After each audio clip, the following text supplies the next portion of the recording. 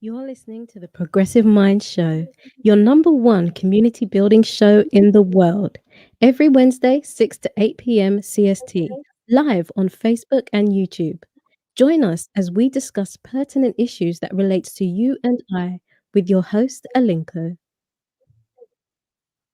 You're listening to the Progressive Mind Show, your number one community building show in the world. Every Wednesday, 6 to 8 p.m. CST, live on Facebook and YouTube. Join us as we discuss pertinent issues that relates to you and I with your host, Alinco.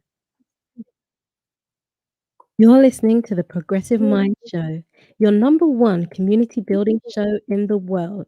Every Wednesday, 6 to 8 p.m. CST, live on Facebook and YouTube.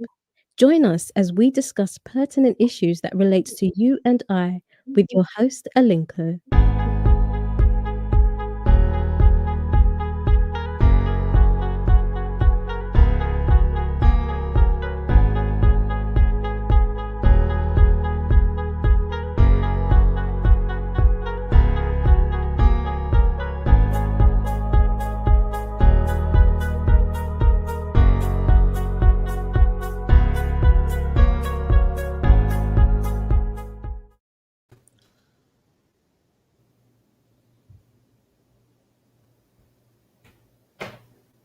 Well, we're back to in the studios of the Progressive Minds. I am glad to be coming your way. We are glad to be coming your way. This afternoon, we will be looking at a very, very important topic. We apologize for the slight start in the show this afternoon. This is the Progressive Mind Show located right here in Chicago. Here is where we build our community through dialogue such as this. We encourage you to join us as it is the community building show. So definitely we need your support. We are live right now on Facebook and on YouTube. Very soon we will go into our guests to discuss this show. But before that, we will take this short break. When we come back, the show will continue. Again, good afternoon. Today is May 23rd. We shall be right back.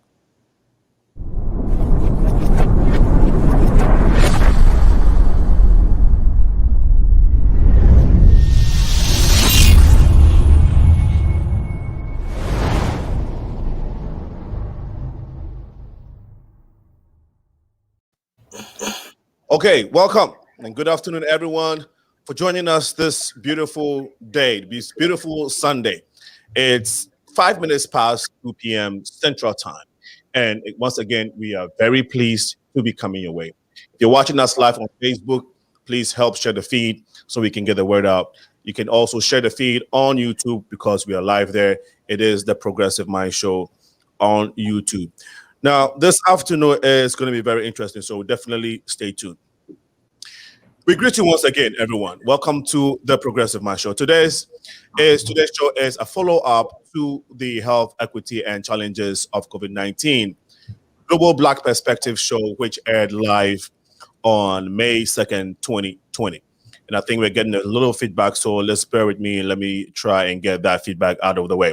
Thank you so much for bearing with us. On that show, we explored different perspectives from the Black community across the globe as it relates to COVID-19. Our panelists answered general questions on the effects of COVID-19 on the Black population. Now, during that show, there was a little bit of exchange, but we will go into that. Now, there was these ideas were varied, but they all made sense, and so we definitely won't be looking into that. Now, it was basically how we can end the pandemic in the most effective way as a people.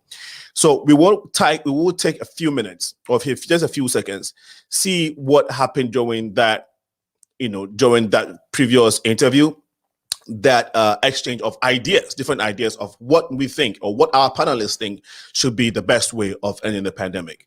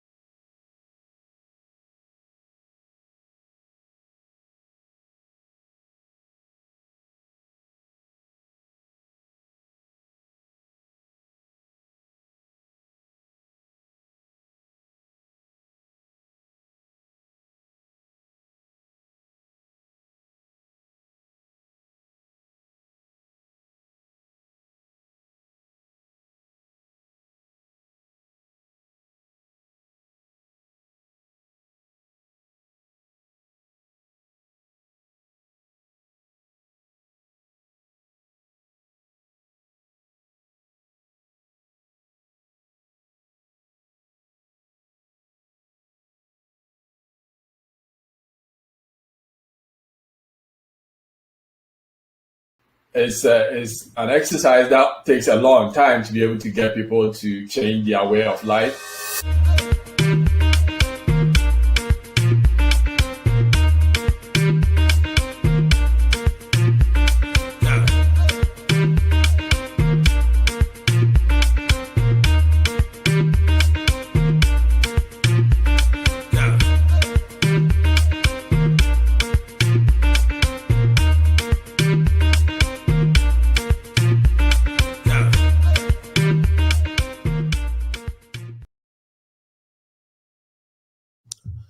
Well, they are here. They're here to defend the ideas on how we are going to get over the COVID-19 hump. Now, we have Michelle Malcolm, who's a certified holistic health coach. She lives in the Bahamas. Dr. WAHAB Brobeck, Dr. WAHAB Brobeck, an infectious disease consultant here in the United States, specifically in Chicago, is also here. We will begin by letting us tell us more about what they do, why they're doing what they do, and then their opening statements. Let's start with the lady. Michelle, those who followed last week's show, those who have watched you here before, watched you on this platform, know you as a holistic coach and a radio host. But tell us a little bit background about your business, your holistic coach business. What is it that you do basically, and how did you get there? Just if you can take a few minutes to elaborate more about your background. Absolutely. I as you pointed out, I'm a journalist by profession. I've been in the journalism business for over 35 years, and that was really my way of living and my interest until I became very, very ill after being exposed to toxic mold and living in that toxic environment for over 17 months, unawares that is what was making me ill. But at the time, I knew that whatever it was, I would fight it with nutrition. And I thank God that I eventually figured it out, that it was, in fact, mold that was making me ill. And when I traveled to a clinic in the United States to detox, they found that I had the highest degree of toxic burden possible. The practitioners actually said to me that I was teetering, but it was nutrition that I was taking that was helping my body to fight. And nutrition was a very big part of my recovery. I'm fully recovered now. And this is what prompted me to decide to pursue knowledge as it relates to nutrition and its impact on the body to be able to heal itself. And so that's what began my journey. I decided to take a course at the Institute of Holistic Health to become a certified holistic health coach. And what we do is we help people to regain their health. I say all the time that we're in the business of shortening prayer lists because we help people to regain their health by making lifestyle changes, specifically by not eating the bad foods that are contributing to the damage or degeneration of their bodies, and also by nutrifying their bodies with plant-derived nutrition, which then helps their bodies to regenerate. What we have learned is that your body is an incredible healing machine, and it just needs the building blocks, to do that. And once you get that in your system, it's amazing what your body can do to heal itself. So that's in essence what I do. No, thank you so much for giving us a good background of what you do. And Dr. WAHAB Brobeck, I think for some reason, yeah, go ahead. All right. So no, I'm a physician. I was born in Ghana. I went to school in Ghana, and I went to University of Ghana Medical School in 1989. So I completed medical school in Ghana. I went to the Netherlands to do public health, a master's in public health, and then I came to Chicago in the late 90s and did residency here in Cook County Hospital and did a fellowship at Rush University Medical Center here in Chicago. And I've since been working with Metro Infectious Disease Consultants here in Chicago. So what I do is basically, I'm board certified in internal medicine and board certified in infectious disease. But for the last, for for the last 16, 17 years, I exclusively practice infectious disease. So I consult in hospitals and in my clinic with people with various infections and treat them or give them ways to prevent infections and stuff like that. So that's what we do. And that's it. Thank you. So with your clinic, are you also, apart from treating infectious diseases, do you treat other illness or general health issues? Now, because I'm an internist first, so I'm board certified in internal medicine, so I can treat hypertension or any of these other things that people have.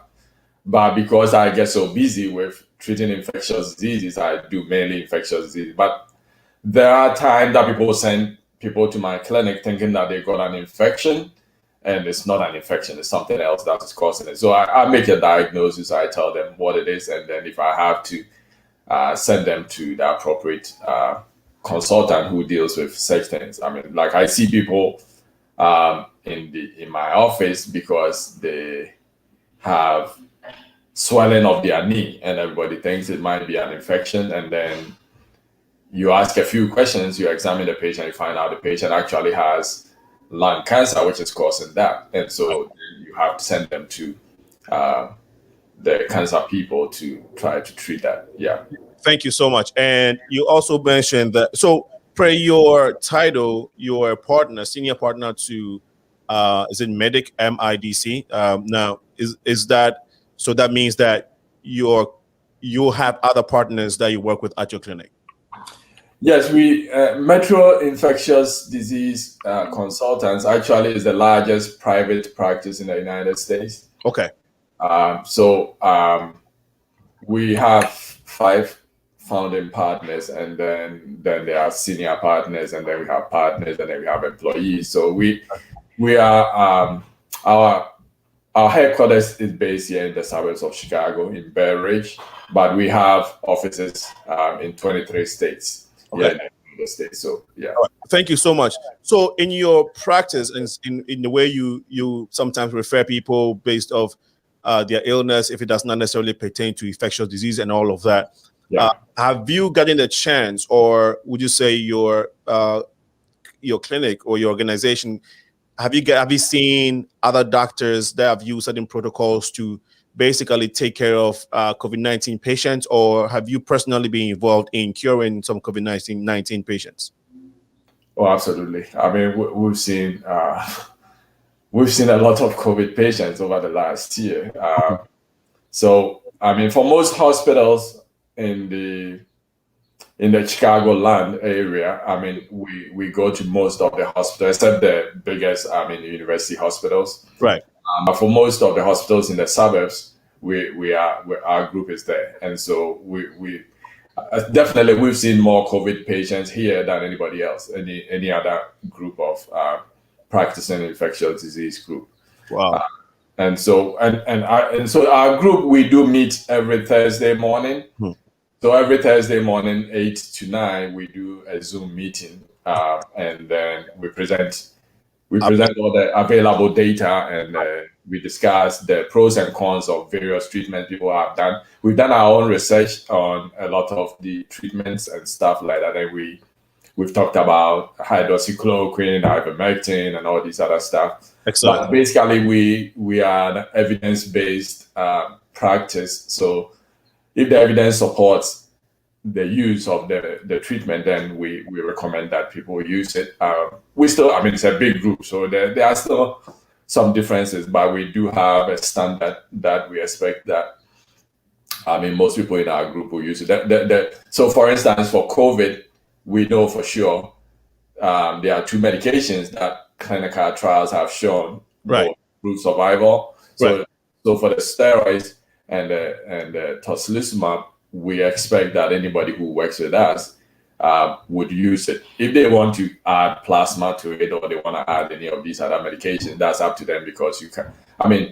Medicine is an art, and things evolve. And so if somebody feels strongly that something helps, we don't really tell them not to use it, but we like them go by the evidence. No, thank you, Dr. Wahab. The only reason I'm trying to see, so thank you so much for giving us that background, because our audience would like to know, of course, what you do, and how how your processes are like, and of course, understand so that you can have a good insight to where you are coming from with your submission. So thank you so much, Michelle. Being a holistic coach, now you definitely have helped a lot of people. What would you say is your success rate based off your maybe I'll say prescriptions? I don't know if I can call it prescriptions. No. Okay. You guys call it what? How do you call it? Recommendations? I would say recommendations. We're not doctors, so we legally cannot prescribe anything. I'm not a doctor, so I don't give prescriptions for anything. Okay. We pretty much match nutrition with symptoms. So in other words, that no two people are exactly alike. We believe that there are over 900 diseases that are a direct result of a nutritional deficiency, not genetics, not a normal part of aging, not bad luck, but a simple nutritional deficiency. And all of these 900 diseases fall into one of four categories. We call them the hard tissue category, the soft tissue category, blood sugar imbalances, and digestive disorders. Mm-hmm. And so we have something called a health evaluation system that we send sort of a questionnaire to people to answer. And they have to answer questions based on these four categories of disease. And based on the symptoms that they are experiencing, it sort of serves as a roadmap for us to tell us that, oh, okay, based on these symptoms, you are experiencing deficiencies in this particular category of disease. Okay. So whereas we believe that every human being needs 90 essential nutrients, in addition to those nutrients, we make specific individualized recommendations based on whatever that individual is experiencing. So for instance, somebody who is experiencing type 2 diabetes clearly has a blood sugar imbalance, as opposed to someone with high blood pressure who has a deficiency in the hard tissue category. Mm-hmm. And we have found that once we get that person on adequate nutrition to deal with their specific conditions, the success rate is phenomenal. Okay. Now, here's the thing. I say to my clients all of the time that their cooperation is extremely important, because no amount of nutrition can outdo a poor diet. No amount of nutrition can outdo toxins. Okay. So in my case with the mold, I thank God that I eventually figured it out. Yeah. What was going on, because had I stayed in there, even though I was taking a lot of nutrition, the mold would have eventually won. Right. You can't outdo a poor diet. And right. So, I get clients all the time. I say to them, this is what is recommended, say, for your bone and joint pain. And, but they continue to eat gluten. And then they say to me, well, the bone and joint thing isn't working because I'm still having joint pain. And I said, well, what are you eating? Okay. And then they tell me, oh, I ate half a bagel. Bingo, that's why you're having joint pain. Okay. so yeah. I wanted to know the success rates. So can you just give us, maybe you've seen this many, and then, just basically if you can run it up for us. If the person is cooperating, I would say the success rate is 100%.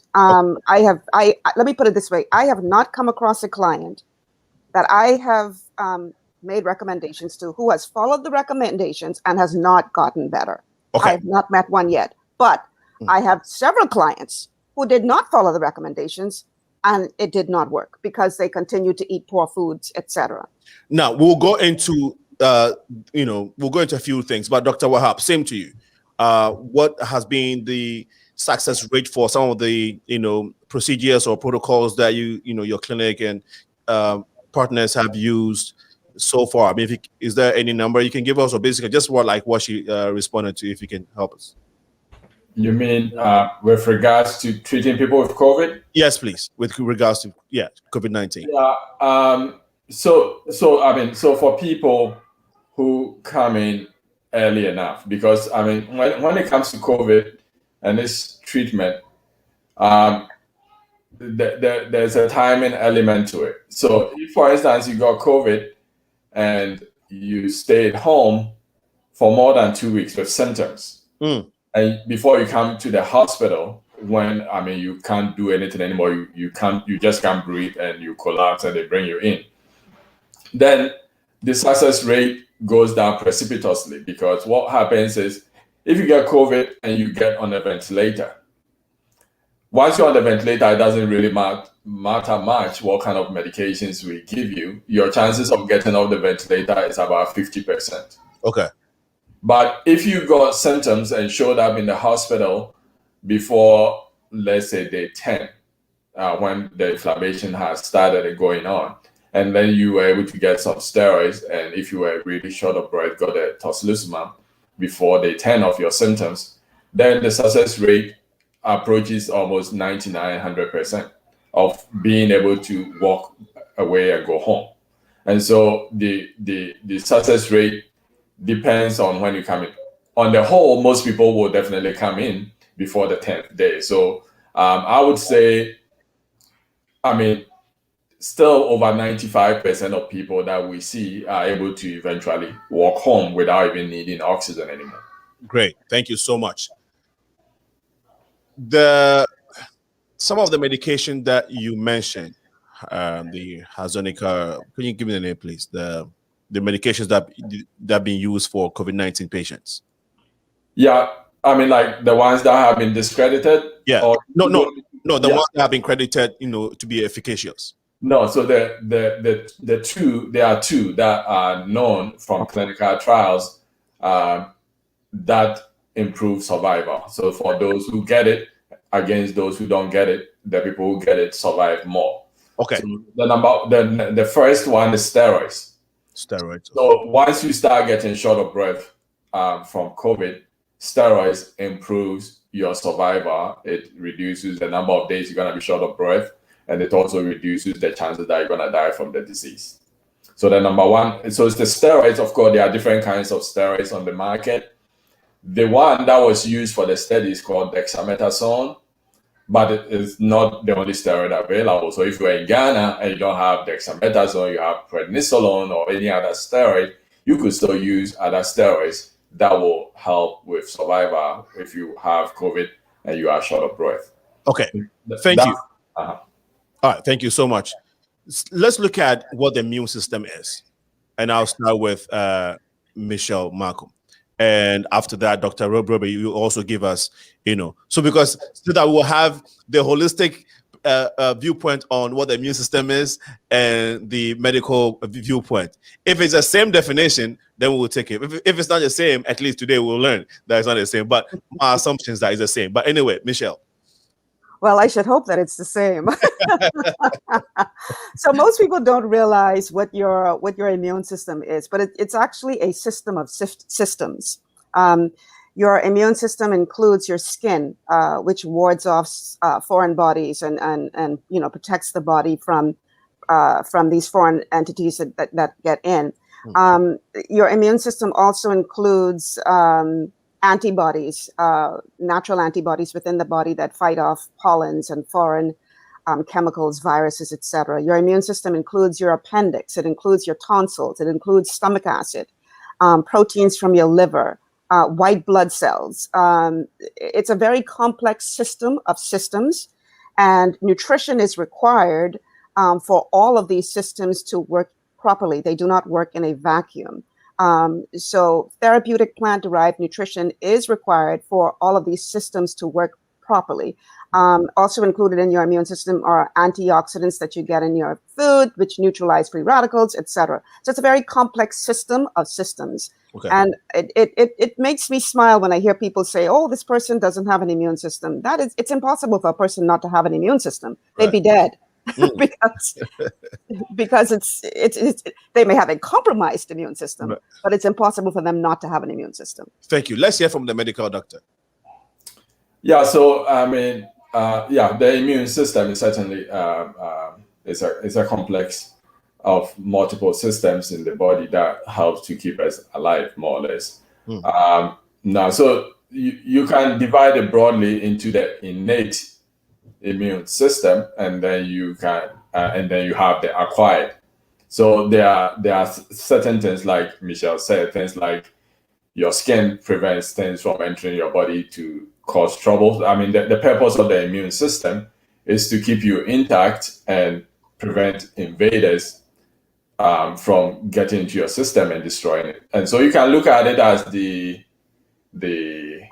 can liken it to the the military or something. I mean, you can, like the law enforcement in any country, you got soldiers, you got the Navy, you got the Air Force, you got the police, you got all these people.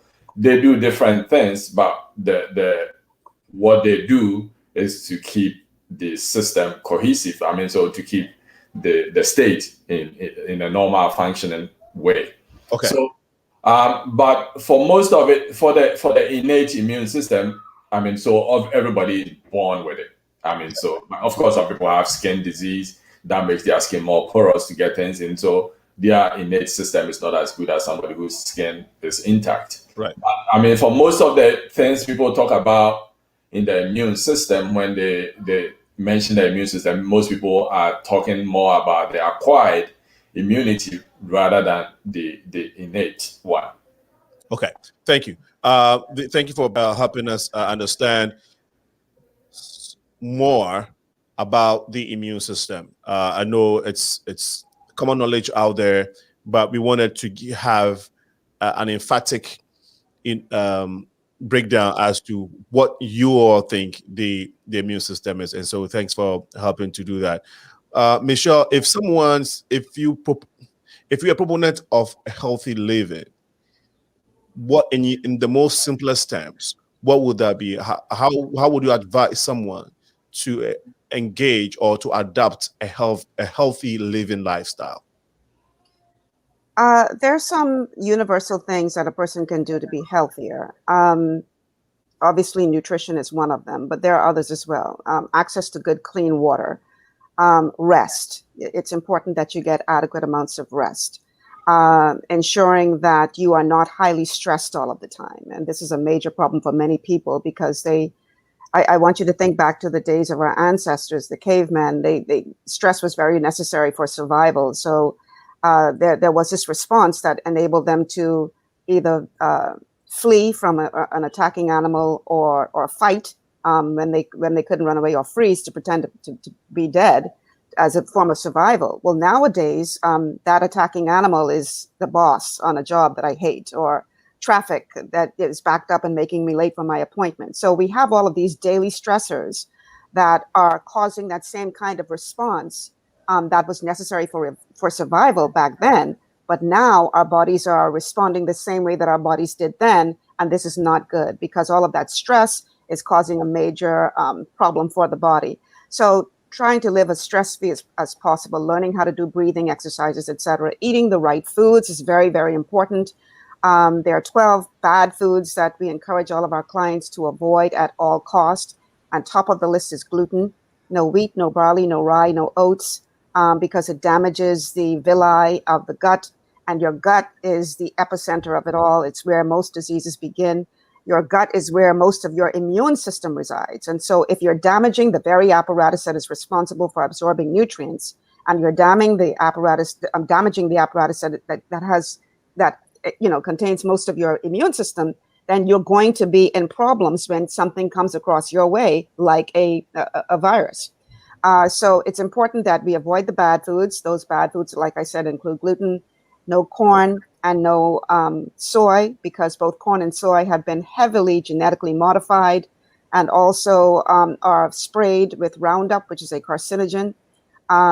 We say to avoid oils, all oils, because whereas even the ones that we've been told are healthy, the problem is that if you look in the bottle of oil, it has a little air container, air bubble in there. Uh-huh. And as that air sits in there, it contains oxygen and it's oxidizing that oil. And so the oxidized oil, once it gets into your body, causes inflammation.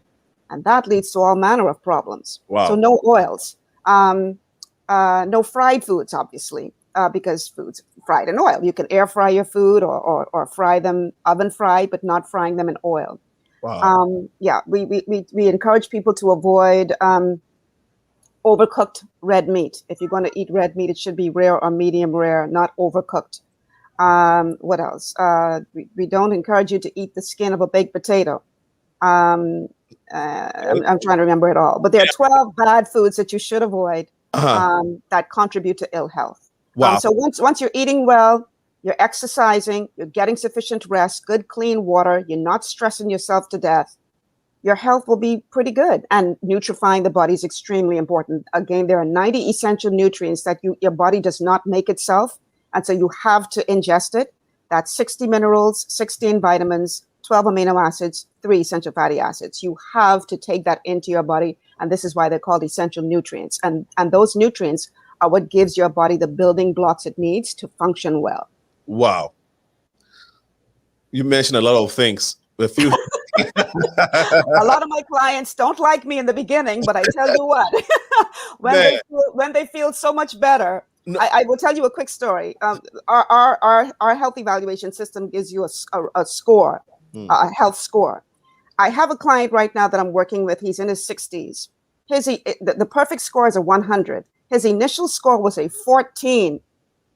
After 30 days in our program, we have you do the health evaluation every 30 days so we can compare the numbers to see what kind of progress you're making.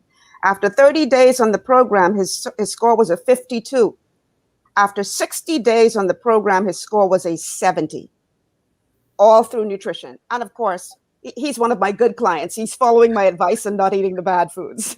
Wow. So we can't eat rice. You can't. I mean, if you want to. No, rice is fine. Rice is fine. I prefer brown rice over white rice because it's less processed. You mentioned oats too. Wheat, barley, rye, and oats. They all contain gluten, and gluten damages your gut. 80% of people of color cannot digest gluten. 60% of Caucasians cannot digest gluten. So every time you eat gluten, you are damaging your body. You are damaging the villi in your gut lining that is responsible for absorbing nutrients. So you're making yourself a victim twice. Wow. Okay. So we'll come back so you can elaborate on some of the foods that contain gluten. And thank you so much for sharing. Dr. Brobeck, the way she's setting the pace for what we can eat, we would have to, we'll come back to that. Because I know you and I are Ghanaians, and, at least some of the things you mentioned, we love it. We eat it all the time. So, but that's just by the way, Dr. Brobeck. When it comes to COVID-19, there has been so many conversations and arguments for and against what we can do and all of that. Tell us what vaccines are as it pertains to COVID-19. We have a fair idea. Yeah, it's supposed to prevent A, B, C, whatever. But again, from a medical doctor, tell us exactly what it is. All right. Yeah. Yeah, so vaccines in general, like you said, we've all heard about vaccines. We all had vaccines as kids and sometimes as grown-ups. And what vaccine is you either introduce a part or a whole of a less virulent part of an organism into the body, so the immune system gets exposed to it. And then you get what we call the acquired immunity. So the immune system finds a foreign object in the system, and then they adapt to be able to defeat it when it shows up again. And so basically when it comes to COVID-19, here in the United States, we have 3 approved vaccines. So you have the Pfizer vaccine and the Moderna vaccine, both of which are based on messenger RNA. And messenger RNA is just a strand of RNA, ribonucleic acid. So it's a strand of that encodes for a protein. So in these 2 vaccines that we use here in the United States, the messenger RNA is introduced into your body. It encodes for the spike protein of the virus. So the COVID virus has a spike protein, it has a nucleic protein, it's got many components to it. But it's the spike protein that it uses to try to enter your cells to cause the trouble. So what these 2 vaccines do is once you get the messenger RNA into your body, it goes into the cell, and then your cell will produce the protein, the spike protein of this virus. And then the spike protein being foreign to your body, your immune system will attack the spike protein and make antibodies against it. And also there are T cells, which are killer cells. So it will sensitize killer cells, which will always go in and destroy the virus if the virus shows up in your body. And so that's how you build the immunity to it. So that apart from the messenger RNA, we have the Johnson & Johnson vaccine, which is based on an adenovirus. So it's a virus that infects a lot of people, human beings, but it doesn't cause any disease. And they have introduced genetic material of the COVID vaccine into that virus, so that when they give you the injection, that genetic material is exposed. So the spike protein again, you will form antibodies against it. And therefore, when you are in contact with the COVID vaccine, because your immune system recognizes that spike protein as foreign to your body, it's gonna go in and then destroy it. Okay. Thank you so much for responding. Now, we will take a few comments from our audience who have joined us, of course, audience who have sent in their comments. We do have a couple following, and we would like you to share the feed as you're watching. This is very educative. We're hearing that the economy is opening back up. There are spikes in other states. We're hearing in Seychelles, it's getting crazy there. We'll probably have, I don't know if Dr. Brobeck and Dr. WAHAB, Michelle has any information regarding Seychelles, a spike there, even though I hear 70% or 60% of the population had vaccinated, but they're still getting spikes. And so this is something that is something worth talking about. But let's take a comment from our audience. We'll continue the discussion. This is from Ate Akron. I must say, yes, last night was a very great one. I had the opportunity to hang out with some good friends.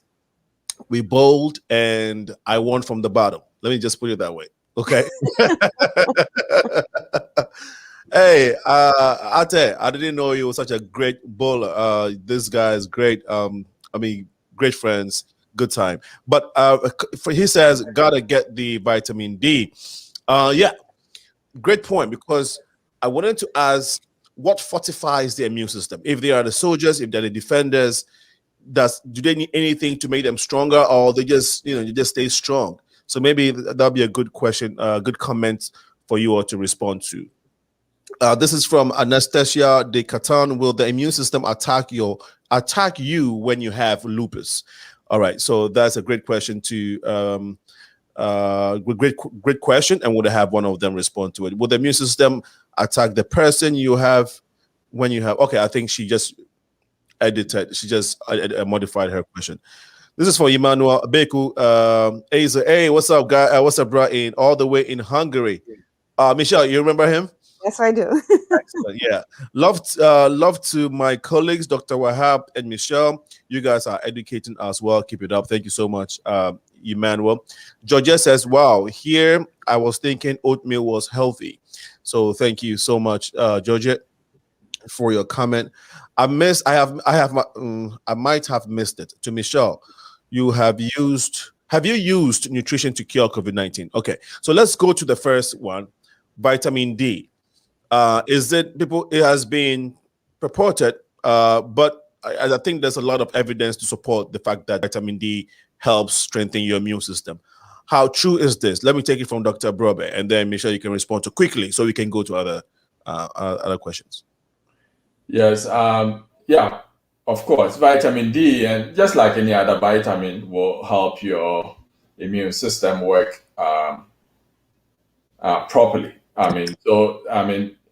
But I think vitamin D is more of a boogeyman, because most people living in temperate countries who do not take supplemental vitamin D are vitamin D deficient, because it gets cold and people have covered their whole body, and especially if you are darker, you don't get enough sunshine. The natural way that people get vitamin D is getting exposed to the sun. The sun will shine on your skin. There are sterols in the skin that will be converted to the vitamin D. It's a fat soluble vitamin. So naturally you can get it if it's summertime and you wear shorts and wear some singlets and walk around. You will get your own vitamin D from just the sunshine. But because most people do not have the time to be in the sun, nor do they take supplements of the vitamin D, most people are deficient in vitamin D. If you're a dark-skinned person living in a place like North America. So people come to the hospital with COVID and they can't breathe, and people check their vitamin D levels and it's low, and then they say, oh yeah, because your vitamin D level is low, that's why you are sick.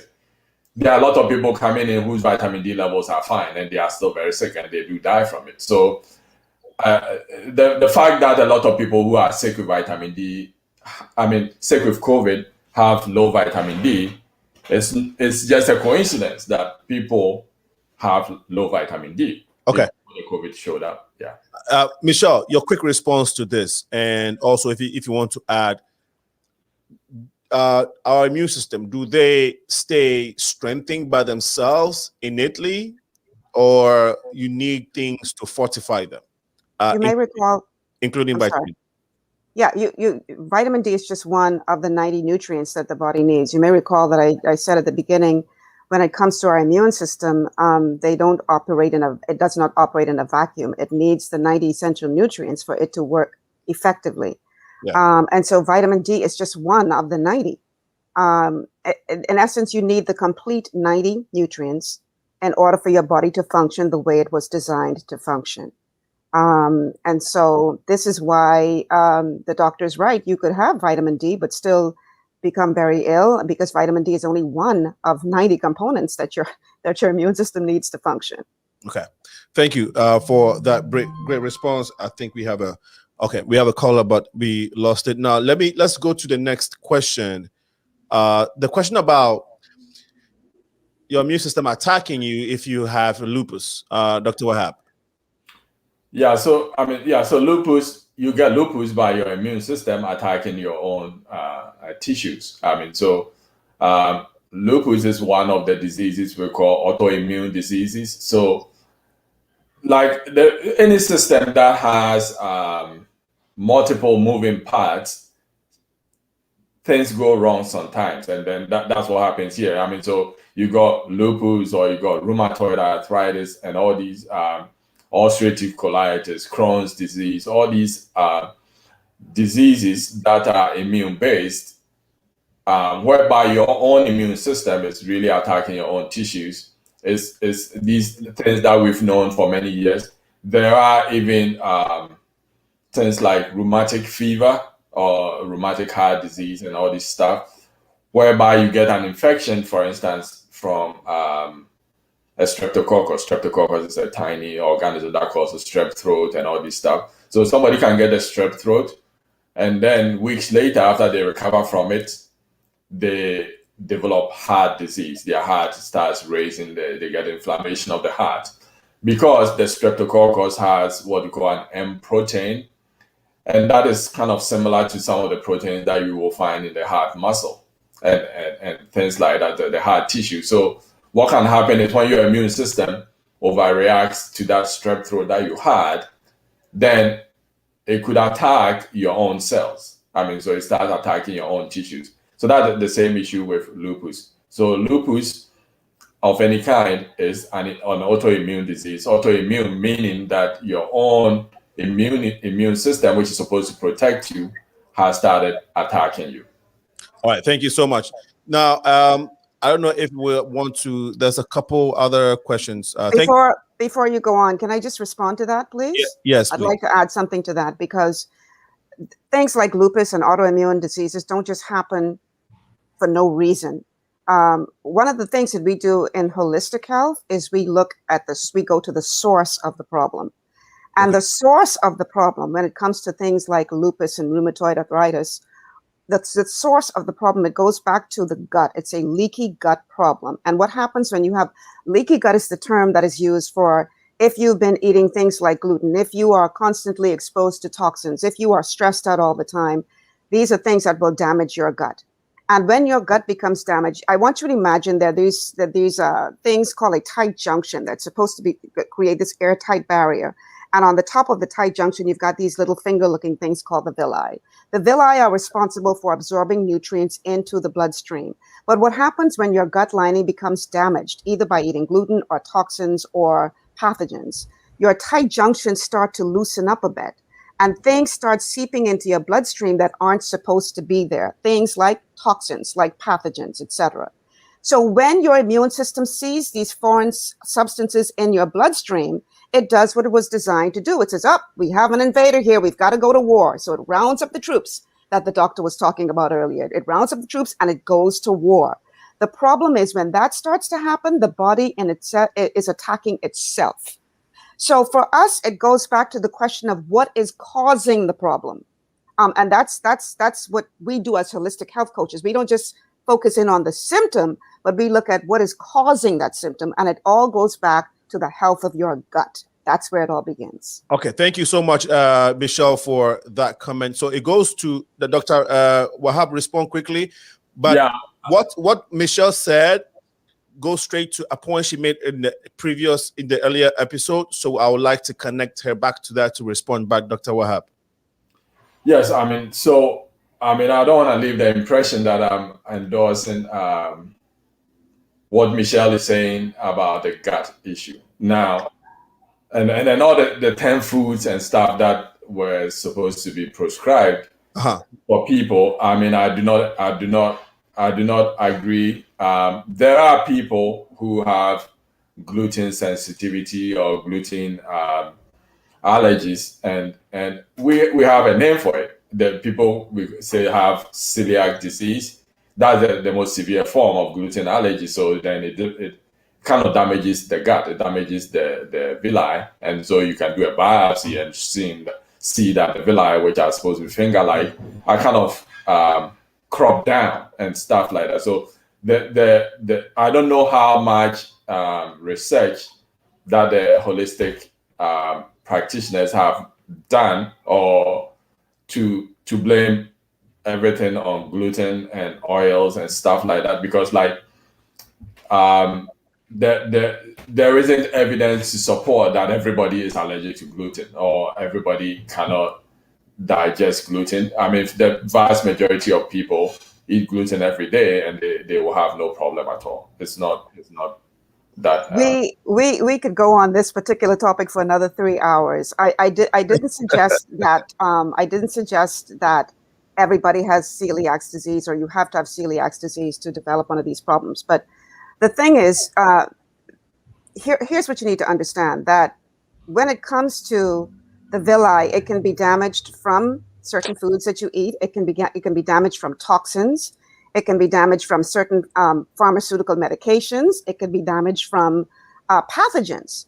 So there are many things that can lead to the damage. The point that I was trying to make is that the damage itself is what leads to what is called a leaky gut syndrome. And once you have a leaky gut syndrome, that leads to autoimmune diseases like a malfunctioning thyroid, like lupus, like rheumatoid arthritis. That's the point that I'm trying to make. I'm not saying that everybody has celiac disease, but what I am saying is that a damaged gut will lead to autoimmune illnesses. That's what I'm saying. No, but scientifically, how do you connect a leaky gut? I understand that you got a leaky gut, you got ulcerative colitis or Crohn's disease and stuff. You can have extra manifestations in your joints. You can. There are people who have arthritis because of Crohn's disease. I understand that people with inflammatory bowel disease will have other problems which are extra intestinal. But I do not. I have no evidence or any scientific basis to try to connect a leaky gut to hypothyroidism or hyperthyroidism or any Hashimoto's thyroiditis or any of these thyroid stuff. I don't think everything is linked in that way. I think you should do more research, doctor. With all due respect, I would like to suggest that you do some more research, because it has been shown that leaky gut affects your entire body. It affects your brain, so you end up with things like anxiety, depression, ADHD. It affects your skin, so it can lead to acne, eczema, psoriasis, rosacea. It does affect your thyroid, so you can end up with underactive or overactive thyroid. It obviously affects your colon, so you end up with things like constipation or diarrhea or irritable bowel syndrome. It affects your sinus and your mouth, so you end up with frequent colds and food sensitivities, adrenals, so you're fatigued all the time. And it definitely does impact your joints. So you end up with things like rheumatoid arthritis, fibromyalgia, headaches. They even have research now. They're talking about the connection between leaky gut and what they're calling leaky brain. So it's the information is No, there. who is doing this research? I mean, who can you? I mean, tell us anybody who is doing anything on this? I mean, because I think people just sit down and make up these things. Really, I mean, a lot of it No, is of course just not. made up. No, really, It's not. I mean, people are writing things. It's just like people writing things about, oh, the COVID vaccine kills people or whatever, or hydroxychloroquine kills everything, and people write stuff. But the fact that somebody is writing it doesn't mean that we should. I mean, they need to prove this. I mean, empirically. I mean, he give us some evidence. Okay, that this is how it works. Okay, guys, what's the link? Let's go back to immune system, right? Dr. WAHAB, do you believe that people can do things to strengthen their immune system? I mean, if it's that important in helping us fight diseases, especially COVID-19, do you think that people can do things to, booster the immune system? And in what way can it, to what extent can it help us fight COVID-19, or basically prevent us from catching it? No, I think the most important thing that people can do to help us fight COVID-19 is to get their vaccines. Okay, so you don't think that boosting your immune system to a certain, I mean, to make it so that people have a higher chance of fighting this, because if the immune system is supposed to fight diseases. No, I get it. No, so there are general things that you can do to boost your immune system to fight off all diseases. But the point is, we are in the midst of a pandemic. Okay. So there are things that are necessary and there are things that are important. And so for me, I mean, the most necessary thing to do to get out of this pandemic is for everybody to get their vaccine.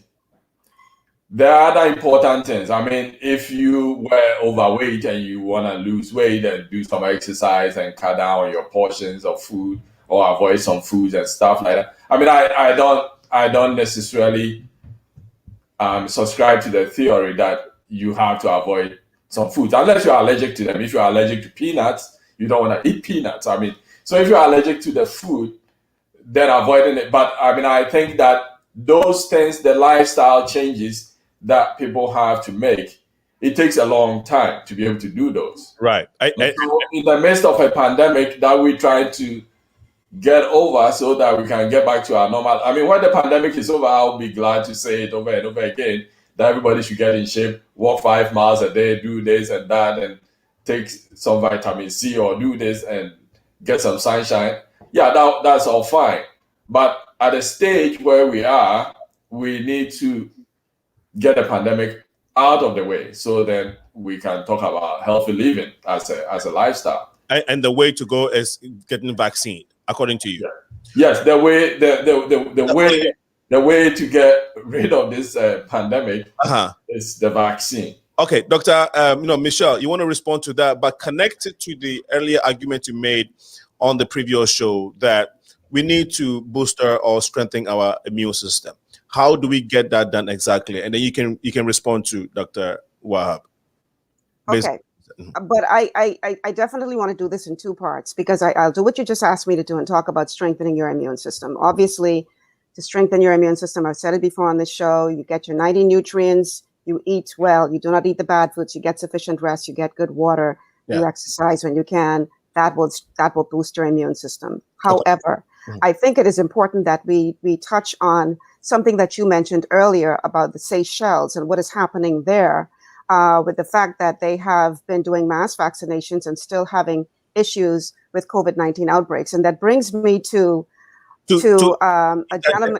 To interject quickly, I think they had about 90%, if not close to 100% vaccination rate in that country. Like almost everyone had been vaccinated. But they, as of yesterday, I think last week, they're getting a spike to about 60% already. Like, it's like, what happened to all the vaccination that they did? And Dr. WAHAB, you will get a chance to respond to this as well. Well, here's the thing. I don't know if you've ever heard of a gentleman by the name of Dr. Gert Vanden Bosch. He is a very well-respected doctor who has worked with companies like Gavi and the Bill and Melinda Gates Foundation. He has helped to develop vaccines, and he has been sounding an alarm that for whatever reason, the powers that be have not been paying attention to. And now, if you look at what he has been saying, what is happening in the Seychelles is exactly what he predicted would happen. One of the things that he has been warning us is that when you do mass vaccinations in the midst of a pandemic, chances are you're vaccinating first the more vulnerable population. So persons who are older, for instance, would be the first to take the vaccine. But here's the thing. It has been scientifically proven that even though they have been vaccinated, they are still able to continue to pass on the virus. They're still able to contract it and to transmit it. So here's what Dr. Bosch has been warning. His warning is that the benefit of reduced disease will be offset by viral shedding in the vaccinated.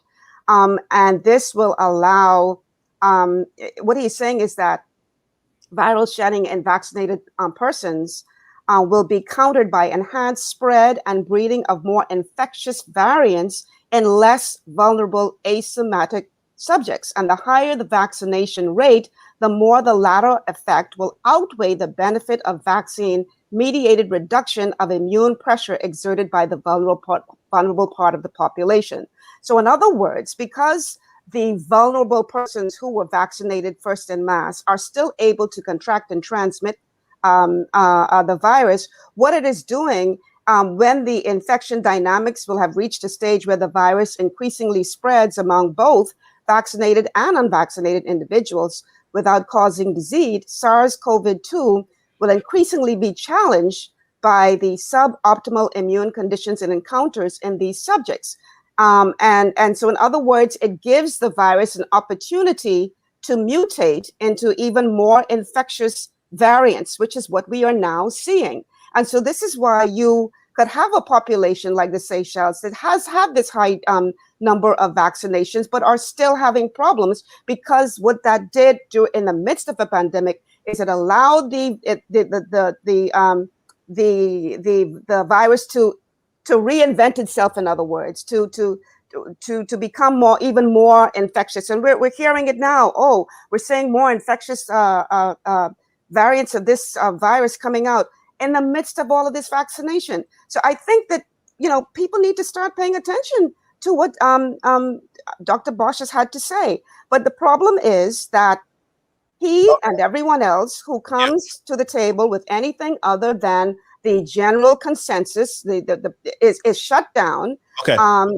And it's a problem. Okay, let's have Dr. Thank you so much, Michelle. Great point. Dr. WAHAB, you want to respond to that? Yeah, certainly. Now, I don't know what Dr. Bosch is, who he is, but I would have loved to ask him a question. That how does he think we got rid of polio in this world, or smallpox and all that stuff?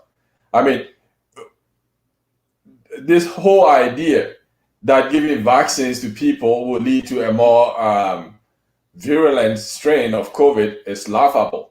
But these vaccines are not the same vaccines that were used back then. Sure. No. I will. The vaccines we have today, the messenger RNA vaccines, are safer than the Salk vaccine or the Sabin vaccine for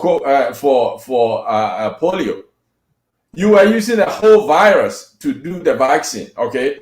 The messenger RNA vaccine only produces the spike protein. They are the safest vaccines that we've ever had on Earth. And what kind of vaccine did the people in Seychelles get? When you hear these things in the news, I would like people to get the details, okay? Because vaccines are not the same. That a lot of the Chinese vaccines that they made don't work. So if the Seychelles went to China and bought vaccines that came to give it to 60% of their population. How do you account for all of the breakthrough cases that have taken place where there are reputable vaccines being distributed? Oh, I think the last time I checked, over 3,000 people had died from breakthrough cases. How do you explain that? Where?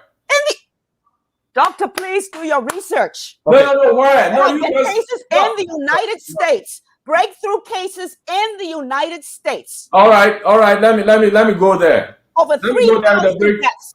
No, let me go there with the breakthrough cases in the United States. Okay. Like I said, I mean, our group, we meet every Thursday morning. We had somebody come present the cases. And the cases that they said they have been breakthroughs here in Chicago, you would find out that those people had Streptococcus septicemia. They died because of bacteria in their blood or some heart attack or something else. And the fact that those people had a positive COVID test, that doesn't make it that is the COVID that killed them. And so a lot of these... Doctor, you know what I find amazing? When this COVID thing first started, it was exactly that argument that you're using right now that the medical professionals use to their advantage. Because as long as you had COVID in your system, you could come there from a car accident. And if you had COVID in your system, they would say this person died with COVID-19. So the very thing that you are now using as an argument against breakthrough cases is the very thing that the medical professionals used at the beginning of this to justify these numbers. No, so what's your point? No, so what's your point? No, what's your point? No, what's your point? No, what I'm saying is this. Over 46, 49% of the United States adults have been vaccinated against COVID. Okay?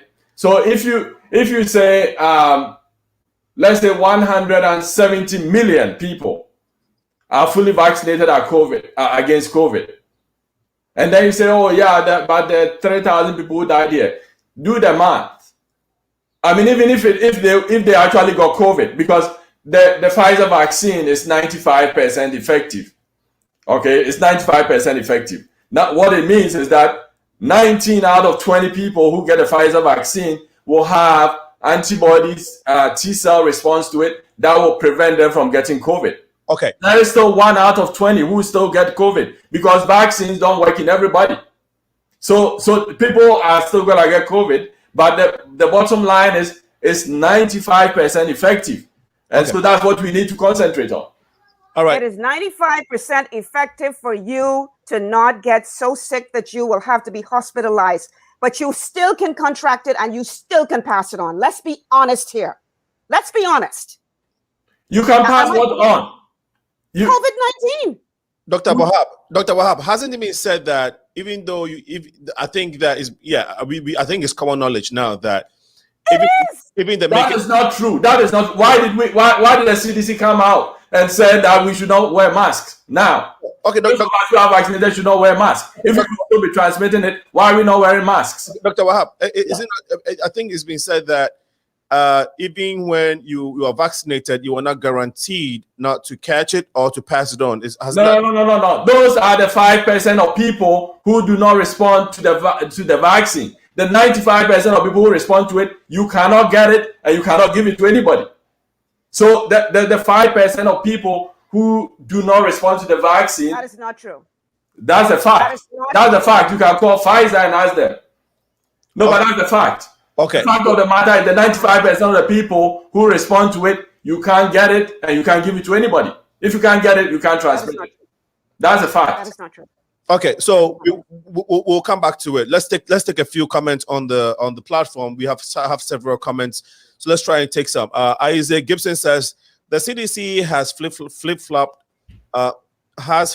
Is the issue on is the issue to many? Is that okay? So I think basically he's saying flip-flop. The CDC has flip-flopped on some of these issues many times. I think that's what Isaac is trying to say. But please come again with your question. If that is what, or your comment, if that is exactly, if not, that's not exactly what I read. Asti says it's not the vaccines does. If the vaccine doesn't work on everybody, but I think there are some discrepancies in the health sectors. Okay, so Asti, thank you for your comment and your question, but it's not too clear. So if you can possibly, what we can do, you guys call. Okay, actually, let me give out the phone number. It's 815-277-5047, please, so that some of the comments, maybe I'm not seeing them correctly, so I'm not able to read them out the way you intended. You can call in on the number 815-277-5047. You are watching the Progressive Mind Show. We are discussing the getting over the COVID-19 hump, okay? Is it vaccines or should we stay to healthy living? Both might be good Either or would be good for some people, but that's what we're discussing. And we are blessed to have this great minds, Michelle Malcolm, who is a health coach, holistic health coach. She resides in Bahamas. But if you need her service, you can always ring, telehealth. What is it? What's the name of the thing? Telehealth. I'm not on telehealth, but I'm easy to get a hold of. What I meant is you can coach people or give people people via virtually. Yeah, absolutely. I have clients all over the world. Yes. Yeah, that's what I meant. And then Dr. Wahab Brobeck is an infectious disease consultant here in the United States. He's also an internal medical doctor, and so we trying to get to how we can get over the hump. It has been very interesting so far. We'll take this short break. When we come back, we would like to continue with the discussion. Stay tuned to the Progressive Mind Show.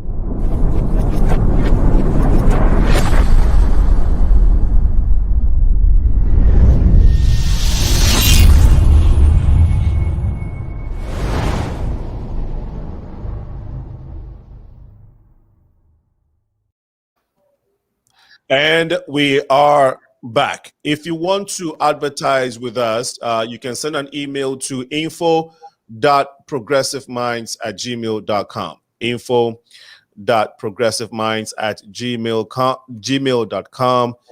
You can also reach us on our social media platforms. You can also ring the number 815-409-9123. We will be sure to put the word out for you, whether it's your wedding, engagement, party, event, even business, whatever business you have that you want to advertise. We also have a media team that will come to your office, your business outlet. We'll give you a good commercial. We'll do a good commercial video for you, and then we can play on our show to promote your business. You can reach us again on the information that I gave out. Our website is thepmsshow.com, www.thepmsshow.com. Let's go to the feed. A couple comments came through from Shani Grant. She says, if only 5% of people that won't respond to the vaccine, what happened to the people who have taken the vaccine and still die? Maybe a question that Dr. Wahab can respond to. Doctor, quickly, can you respond to, because there's so many comments, we would like to be able to go through them quickly. Yes, and so the 5% of people who do not respond to the vaccine, the people who have taken it and still dying, belong to that group. So that 5%, a percentage of them will have it's a gradation of response to it. So some will have suboptimal response. And so those are the people who get sick, but they won't need to be in a hospital or in an ICU. But there will be people who will have absolutely no response to the vaccine. And therefore, those people are just like anybody who hasn't taken the vaccine. And so they are just like anybody who has absolutely no immune response to who haven't taken the vaccine. And therefore, they didn't respond to the vaccine. And therefore, they are at the same risk of dying for their age group as anybody else in that age group who has not taken the vaccine. Okay. And so, yeah, people will take it and die. And again, let me go back to the Seychelles case. Quickly, please. Okay. The Seychelles, they use a Chinese vaccine, which doesn't work. Then that's why those things are not approved here in the United States. There are only three vaccines that have been approved here in the United States that we use, and they work pretty well. Okay. I think my team is watching. I need you to give us some information regarding the vaccine that Seychelles used. Okay, please, if you're watching, the Progressive Minds team, I need you, the backroom team, I need you to help us get that information. They use the Sinopharm vaccine. Sinopharm. Okay. Okay, thank you. Now let's go to this question here that I wanted, that was asked earlier. This is from Shanila Kimura. Leaky gut syndrome can be caused by different toxins, Michelle said. Does that include alcohol, Michelle? When I say toxins, I'm talking about things like mold, for instance, toxic mold. Alcohol is not good for the body, period. Well, The Bible says a little wine is good for the stomach. But when you're talking about a lot of hard liquor, that's not exactly great for the body. But when I said toxins, I'm talking about substances that are toxic to the body, like black toxic mold or lead, or you understand, asbestos, that kind of thing. That's what I was referring to. How does this molds, like, what are they? How do they look like? Do they? I mean, can you tell us a little bit about molds? You know, There are different types. Okay. Some more toxic than others.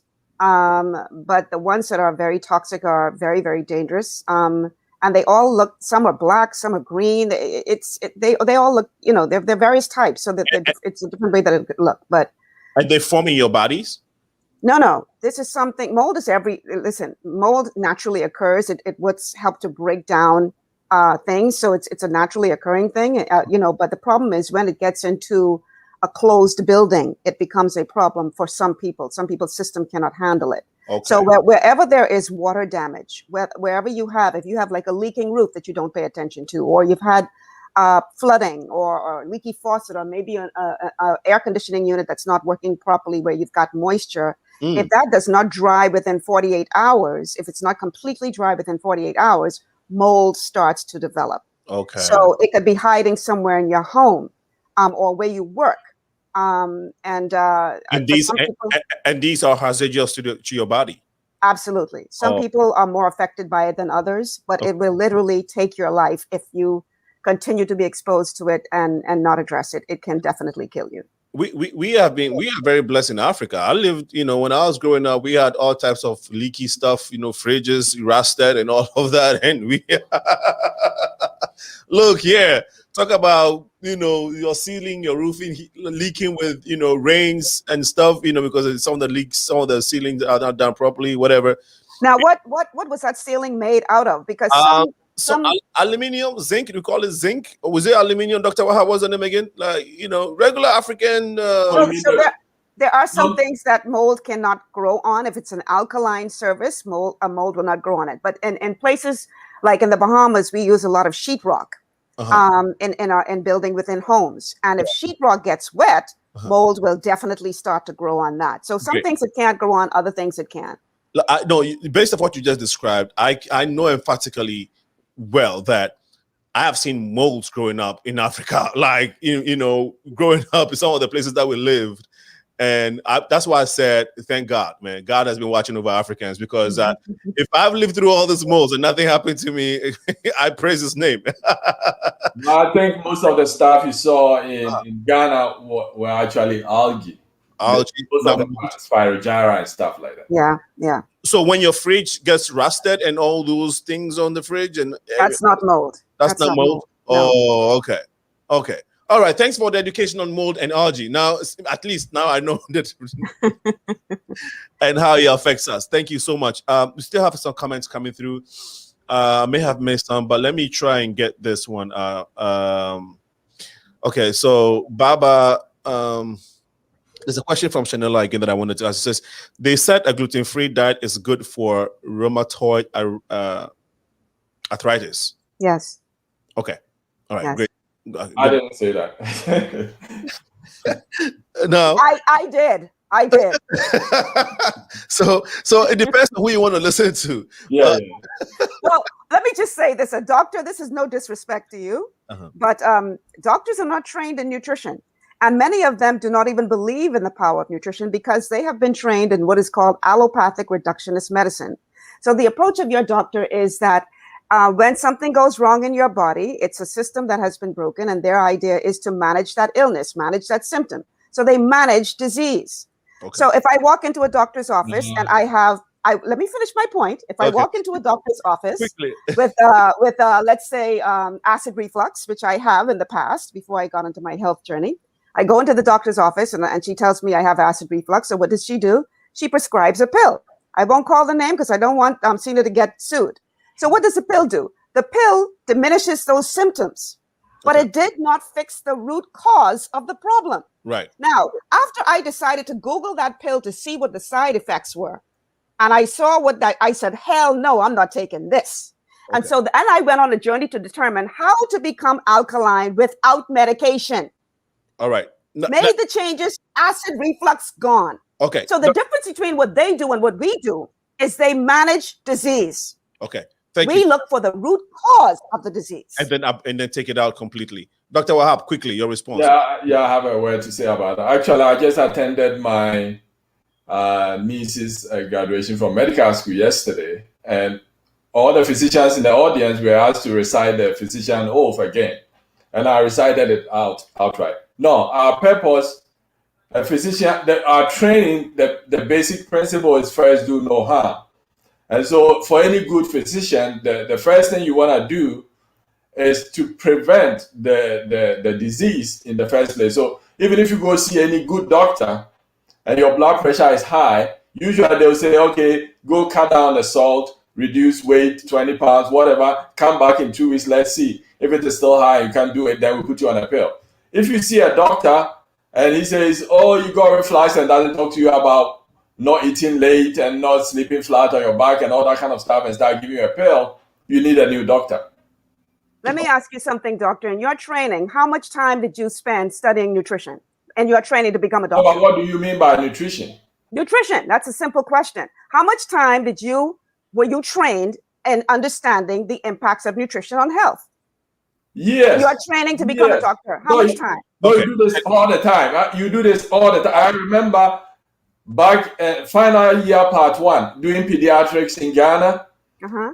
Almost the whole rotation for the whole year. I mean, if you gave a history of a kid who came in who got kwashiorkor or whatever, it's all nutrition that you have to talk about. Okay. What the patient lacks, what the patient needs to take, and sometimes people came in with nephrotic syndrome kids who have no money, and the medical students, we volunteer to buy eggs for them to keep up their nutrition. No, so you do nutrition all the time. Okay. Now let me. I'm sorry. Michelle, yes. quickly, okay, so we can look at the next thing that is very important when it comes to vaccines. Some months ago, I had our Minister of Health here in the Bahamas on my show, and I asked him the very same question, and he said, "Oh, of course, doctors are trained in nutrition." I said, "How much time?" So he actually Googled it. And I think the answer that he came back, at least in the United States, I can't speak for Africa, but at least in the United States, the amount of training that doctors receive in nutrition over 6 to 8 years of training, 24 hours training in nutrition. Right. I said the United States, not Africa. I don't know what's going on in Africa. But the point is, over 6 to 8 years of training, you are not extensively trained in nutrition. Therefore, you do not understand it. You talked about high blood pressure, and you would say to them, oh, go change this and change that and do the next and do this, and then come back. And if it's not changed, and put you on medication. I have a client right now who has been on medication for high blood pressure for 40 years. 40 years. 2 weeks of nutrition. And his pressure is now normal because high blood pressure is a result of a nutritional deficiency. It's a deficiency of calcium, magnesium, glucosamine, and chondroitin. Okay, thank you. We don't hear this when we walk into a doctor's office. All right, let's get some. I'm sorry, Sena. I'm sorry. All right, no, that's beautiful. Thank you for your comments, Dr. WAHAB, Michelle. I believe we are all learning and taking something in. Look, you can do your own research. There's a lot of information out there. And what we are trying to do is vaccines or healthy living on this show in relation to how we can get over this COVID-19 hump. And so please help share the feed as we deliberate on these. And let me get a few more comments. She says, good afternoon, everyone. Thank you so much, Claudette. Comment from Antoinette says, listening from the Bahamas, a healthy immune system is a must. The health of a nation is the health of the nation. We are so proud of you, Michelle, in 242 Bahamas. Education is the key. We are lacking simple knowledge. Thank you so much, Antoine. Claudette says, holistic is the way to go for me. I have proven it. The products are very powerful, I must say. This is Claudette Angelia Grant. She's passed a lot of comments today, and we really appreciate your comments and your contribution to the show. This is what we do, building our community through dialogue. Bray says, such accurate information, sis. Thank you so much, Bray, for Thank you for joining us, and thank you for passing the comment. Bad food, she commented, and then Claudette says, "Great job, great job, Michelle. Very educational. We are so proud of you. You're truly a lifesaver. Healthy lifestyle is the way to go." So Claudette must be a big fan of Michelle, of course, obviously. Bahaba says, "Dr. Wahab, what does the current literature say about the sources of autoimmune diseases like lupus? Do you agree with Michelle that it is connected to the gut?" I think Dr. Wahab already responded to this, right? If not, you can go ahead. But before you do that, please bear with me. This is from Ate. He says, "What holistically could be done with somebody with an autoimmune diseases like lupus?" And I think this lupus question keeps coming up. So very, very important point. I think, let me see if we get this one. Dr. Wahab, you are telling me to just go ahead and take the vaccine, then take care of my immune system later. Wow, this is wrong. Can I respond to that? Yes, go ahead, please, quickly. Yeah, I mean, no, I'm not saying take care of your immune system later. Now, for most of what your immune system will do, you have no power over it. The immune system is basically, it's mostly automated. I mean, it works on its own. Doctor, I disagree with what you're saying. No, you let him finish. You cannot have a cookie cutter immune system. No, there's no such thing.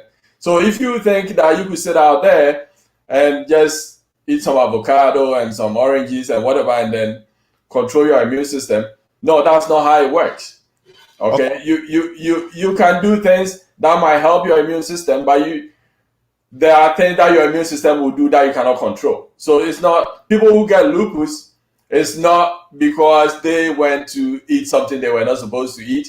That's why they got lupus. We just don't know. And we cannot sit here and say because they didn't control their immune system, that's why they have this or have that. No, you don't control your immune system.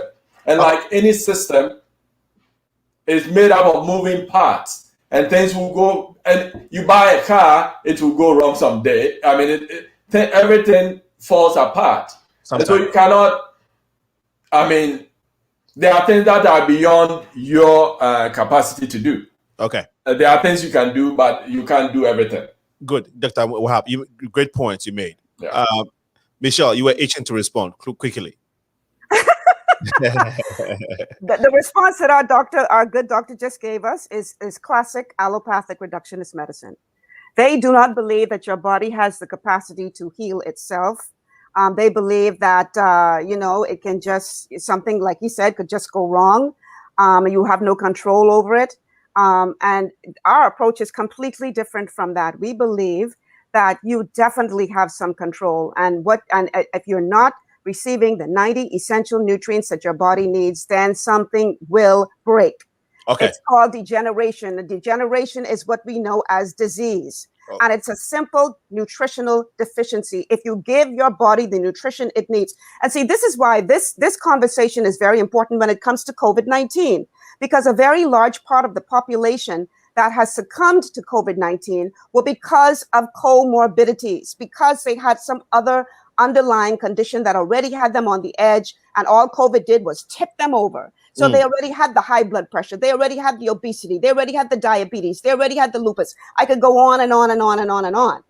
The point that we make as holistic professionals is that if you give the body the building blocks it needs, it will heal itself. Your body is an incredible healing machine that wants to heal, is trying to heal, just needs the support to do so. So to say that you have no control over your immune system, that there's nothing you can do, I'm sorry, that is absolutely ludicrous. I did not say you do not have any control. I said you do. There are things you can do to help it, but you don't have absolute control. You can't do all of it. You can't say that I want my immune system to behave this way, and so I'm going to do this, and then your immune system will say, okay, that's how I'm going to behave. Now, like you said, and the 10 foods you're not supposed to take oil and all this kind of stuff. Can you explain how my mother, she is 97 years old. She doesn't even take an aspirin a day, okay? She has absolutely no medical conditions. She uses oil to cook and eat every day. She eats bread every day. She eats gluten every day. All the things you say people should not eat, she eats them and she's fine. Well, so praise the Lord for your mother. She has a very strong system. Everybody obviously doesn't have the same system. And so for, most people, 80%, I said before, of people of color cannot digest gluten. So perhaps she's in that 20% of those who can. What about the oil? Oils, again, the problem is the oxidization of the oils. That's the problem. It's not the oil itself, it's the condition of the oil. Because once the oil becomes oxidized and it gets into your system, it causes inflammation in the body. Okay. And again, this is not an opinion. Something. Do your research. Do your research. Michelle, something that you said regarding people of color, Black people eating meat, and how we have difficulty in digesting milk and dairy products and even meat. I think I read it somewhere too before that we do have our guts as Black people, we have that struggle when it comes to dairy products, and a lot of Black people can attest to this. Almost everybody that I know is lactose intolerant. I am that myself. Dr. WAHAB, how is that true with Black people that we struggle with dairy products and meat? Yeah, so it's not just Black people. Dairy products were made for babies. So milk. You need lactase to digest lactose. So that the enzyme that you use to digest milk, as anybody grows older, in almost everybody it goes down. I'm not lactose intolerant, and I'm born and bred Ghanaian. But what I'm saying is, but for most people, the levels of lactase that they produce will go down precipitously as they grow older. And therefore, if they take milk, they're gonna get diarrhea and get all these other troubles with it. So for most, milk is not made for adults. I don't drink milk that much. Sometimes I might drink a little bit in my coffee or whatever, but I don't really. Milk is a product for babies. It's for babies, so we should leave it to babies. All right, thank you. Let's go to this question from Isaac Gibson. Gene therapy is definitely not a vaccine. This doctor is spreading false and misleading information. Well, who said this? What's a gene? Do you know what a gene is? Messenger RNA is not a gene. Okay? Messenger RNA is not a gene. Your genes are made of DNA. You cannot convert messenger RNA into a DNA. So you are the one spreading the false information. Stop talking about it. Go and read about what a gene is, and then you can move on and not say that a messenger RNA is gene therapy. It's not. Okay, thank you. He says that the CDC doctor and countless cases of blood clots. Okay, I did not get that point correctly. This is from Shanila Kimura. My sister got tonsillitis from the vaccine. Okay, Michelle, what's the name again? Michelle, you were helping me pronounce the name, and what was the tonsillitis. Tonsillitis. Thank you. Anyone you want to respond to this quickly? She said her sister got tonsillitis from the vaccine. Yeah, of course, who knows what caused the tonsillitis? Was it a vaccine, or you had some strep in the throat that caused tonsillitis? Most tonsillitis that people get are bacterial infections. And the vaccine, like I said, none of the vaccines actually have bacteria in it. Now, certainly, some people do get their lymph nodes swollen and stuff, and the tonsils have lymphoid tissue in it. So you get a shot. Yeah, it is conceivable that your tonsils could get swollen, but it will be far and in between. But and if that happens, it usually goes away in a few days. Okay, so let's a few more comments. Well, okay, so this is from Sandria Fleurmont. You can't go wrong with healthy living, and this is from. Before I take this comment, I want to go back to this question that I want to ask Michelle. So if we want to look at Edward Jenner's use of material from cowbox pustules, right? Say that again. We want you know Edward Jenner, the guy who helped invent what you call vaccine. Smallpox vaccine, yeah. Yeah. Okay. It's called cowpox pustules. Okay, so this was invented. Invented in the around the 1796. It was a vaccine that was developed to fight against smallpox, tetanus, anthrax, cholera, typhoid, tuberculosis, and these were developed through the 1930s, right? And I mean these I'll say diseases existed, and around this time too, they had to develop vaccines to fight these diseases. So I'm sure you are aware of these things that I mentioned, typhoid and tuberculosis and all of that. So it becomes clear that inoculation or vaccination has been the best way to stopping some of these things that we have suffered from as the human race, right? This infectious diseases.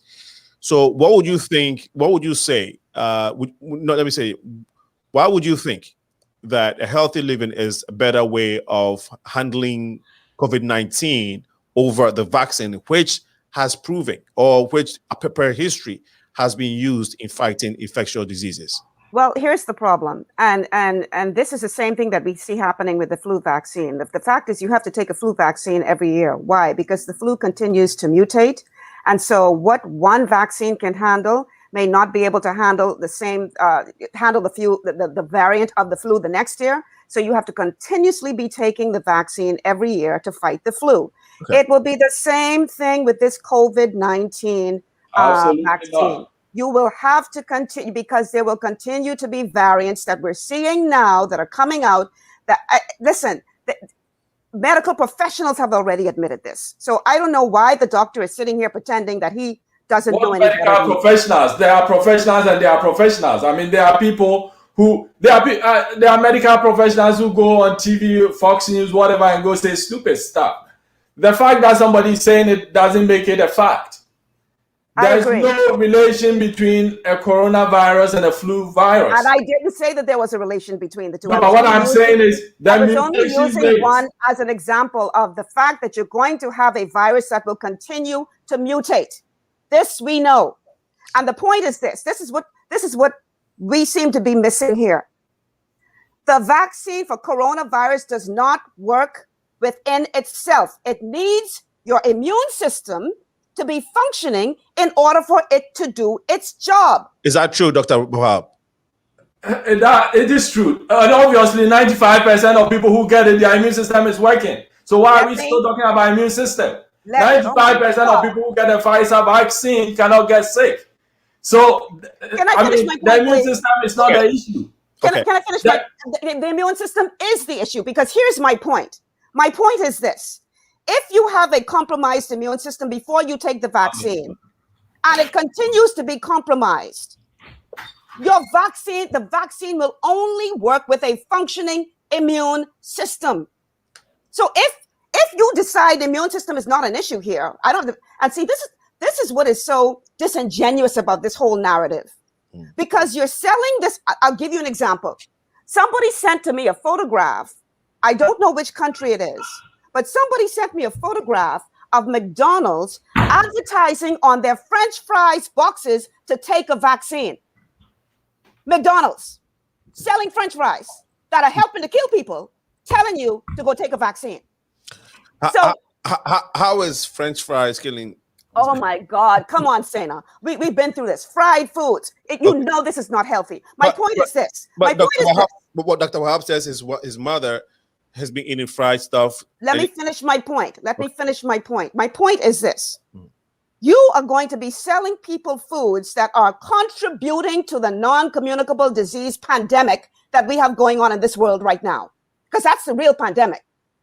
You're going to be feeding people this stuff that's killing them every day, but then you're going to promote a vaccine like that is the savior from above, while you're helping to make people sick and keep them ill. So, it is disingenuous. Okay, Michelle, the vaccines helped in those areas where we had the choleras, the tetanus, the polos, and all of that, right? It did help to fight this infectious diseases then, right? The tetanuses and all of that, right? So why wouldn't it help in this era? Because when we had cholera, when there was cholera outbreak, right? When there was cholera outbreak, when there's tetanus outbreak, I understand the question. I don't want you to think. I understand the question. I do not want you to think, because the first thing that people try to accuse you of when you say something against the narrative is, oh, you're just an anti-vaxxer. Listen, man, we all grew up taking vaccines. I've taken vaccines when I was a kid. I know. So I understand why vaccines are important. I'm not an anti-vaxxer. All I am saying is, do not think that this vaccination is the savior from above if you're going to completely ignore the immune system, because it cannot do its job if your immune system is not working. And we are putting all of our emphasis. Take the vaccine. I'll give you an example, and I'm not going to call her name. I have a client that I'm dealing with right now. The woman was clearly very ill, going through all kinds of weird symptoms, including, and I'm not going to call her name, and I hope she doesn't be offended by me sharing her story, but I'm not going to call her name, including her skin changing color. One of the symptoms she was having was anxiety. She goes to the doctor. The doctor tells her, this is a medical doctor who takes the same Hippocratic oath that the doctor here is talking about. The doctor tells her, oh, this is all in your head. You're just scared of COVID. All you need to do is go take a vaccine. So you being scared of COVID is going to change your skin color? After one consultation with this woman, I could figure out what was going on with her. She was being exposed to toxic mold, which, by the way, causes anxiety attacks in some people. Okay. And after talking to her and finding out what was going on, she confirmed, oh my God, yes, I do have a problem in my home. But this doctor tells this woman that these symptoms she's experiencing are all in her head and she just needs to go take a vaccine. It is disingenuous to give people the impression that the answer to this is only strictly in a vaccine and you're going to ignore the rest of their health issues. That is wrong. And it is borderline criminal that the medical professional is spreading this narrative. It is wrong. Is that what you're spreading, Dr. Wahab? That what? Is that what you're spreading as a medical professional? She just said that it's bad that the medical profession is spreading this type of message that just focus on the vaccine. The message that I'm spreading is pretty clear. That the coronavirus vaccines that we have in the United States are safe, effective, and that is the only way we're going to return to normal life in the United States and anywhere else in the world. I mean, that wants to get to normal life, they either have to get COVID and let their immune system fight it out. Some may die, some will survive, they become immune, or get a vaccine. So then we can all get what we call the herd immunity and move on with our lives.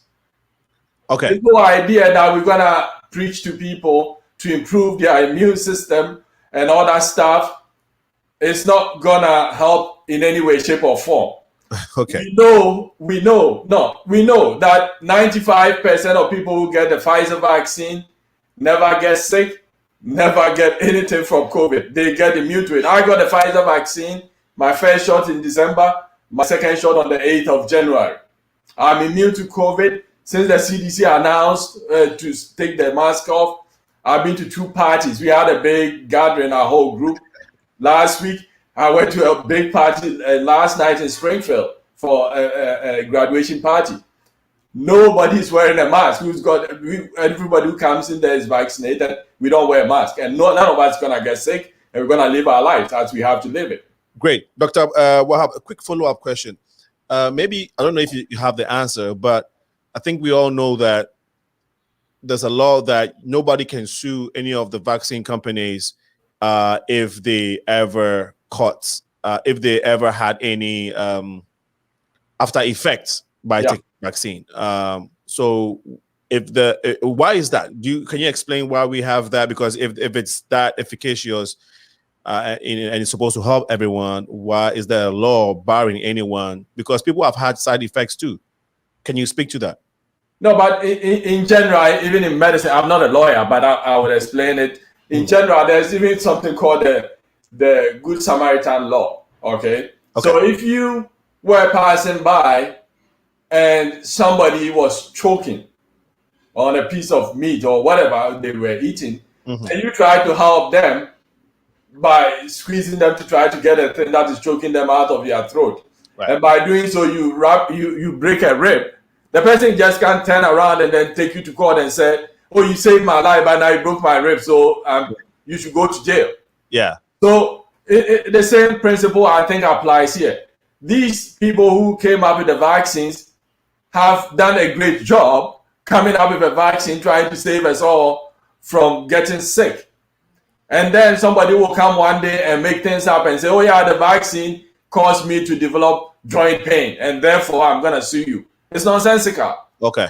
There are a million things that cause people to get joint pains. And so a year from now, if you got joint pain, you got rheumatoid arthritis, and then somebody makes it up and sits there and say, "Oh yeah, it's because you got a vaccine, that's why you have rheumatoid arthritis." Before the vaccine, people were still getting rheumatoid arthritis. So we don't want that nonsense clogging up the court system. And so you got to make these things there so we can move off our lives. So I think that's the basis for this idea that you can't just go sue Pfizer and say, "I got a vaccine, I've now got this, I got a crooked leg, and therefore the Pfizer vaccine did it." Right. No, thank you for a great response.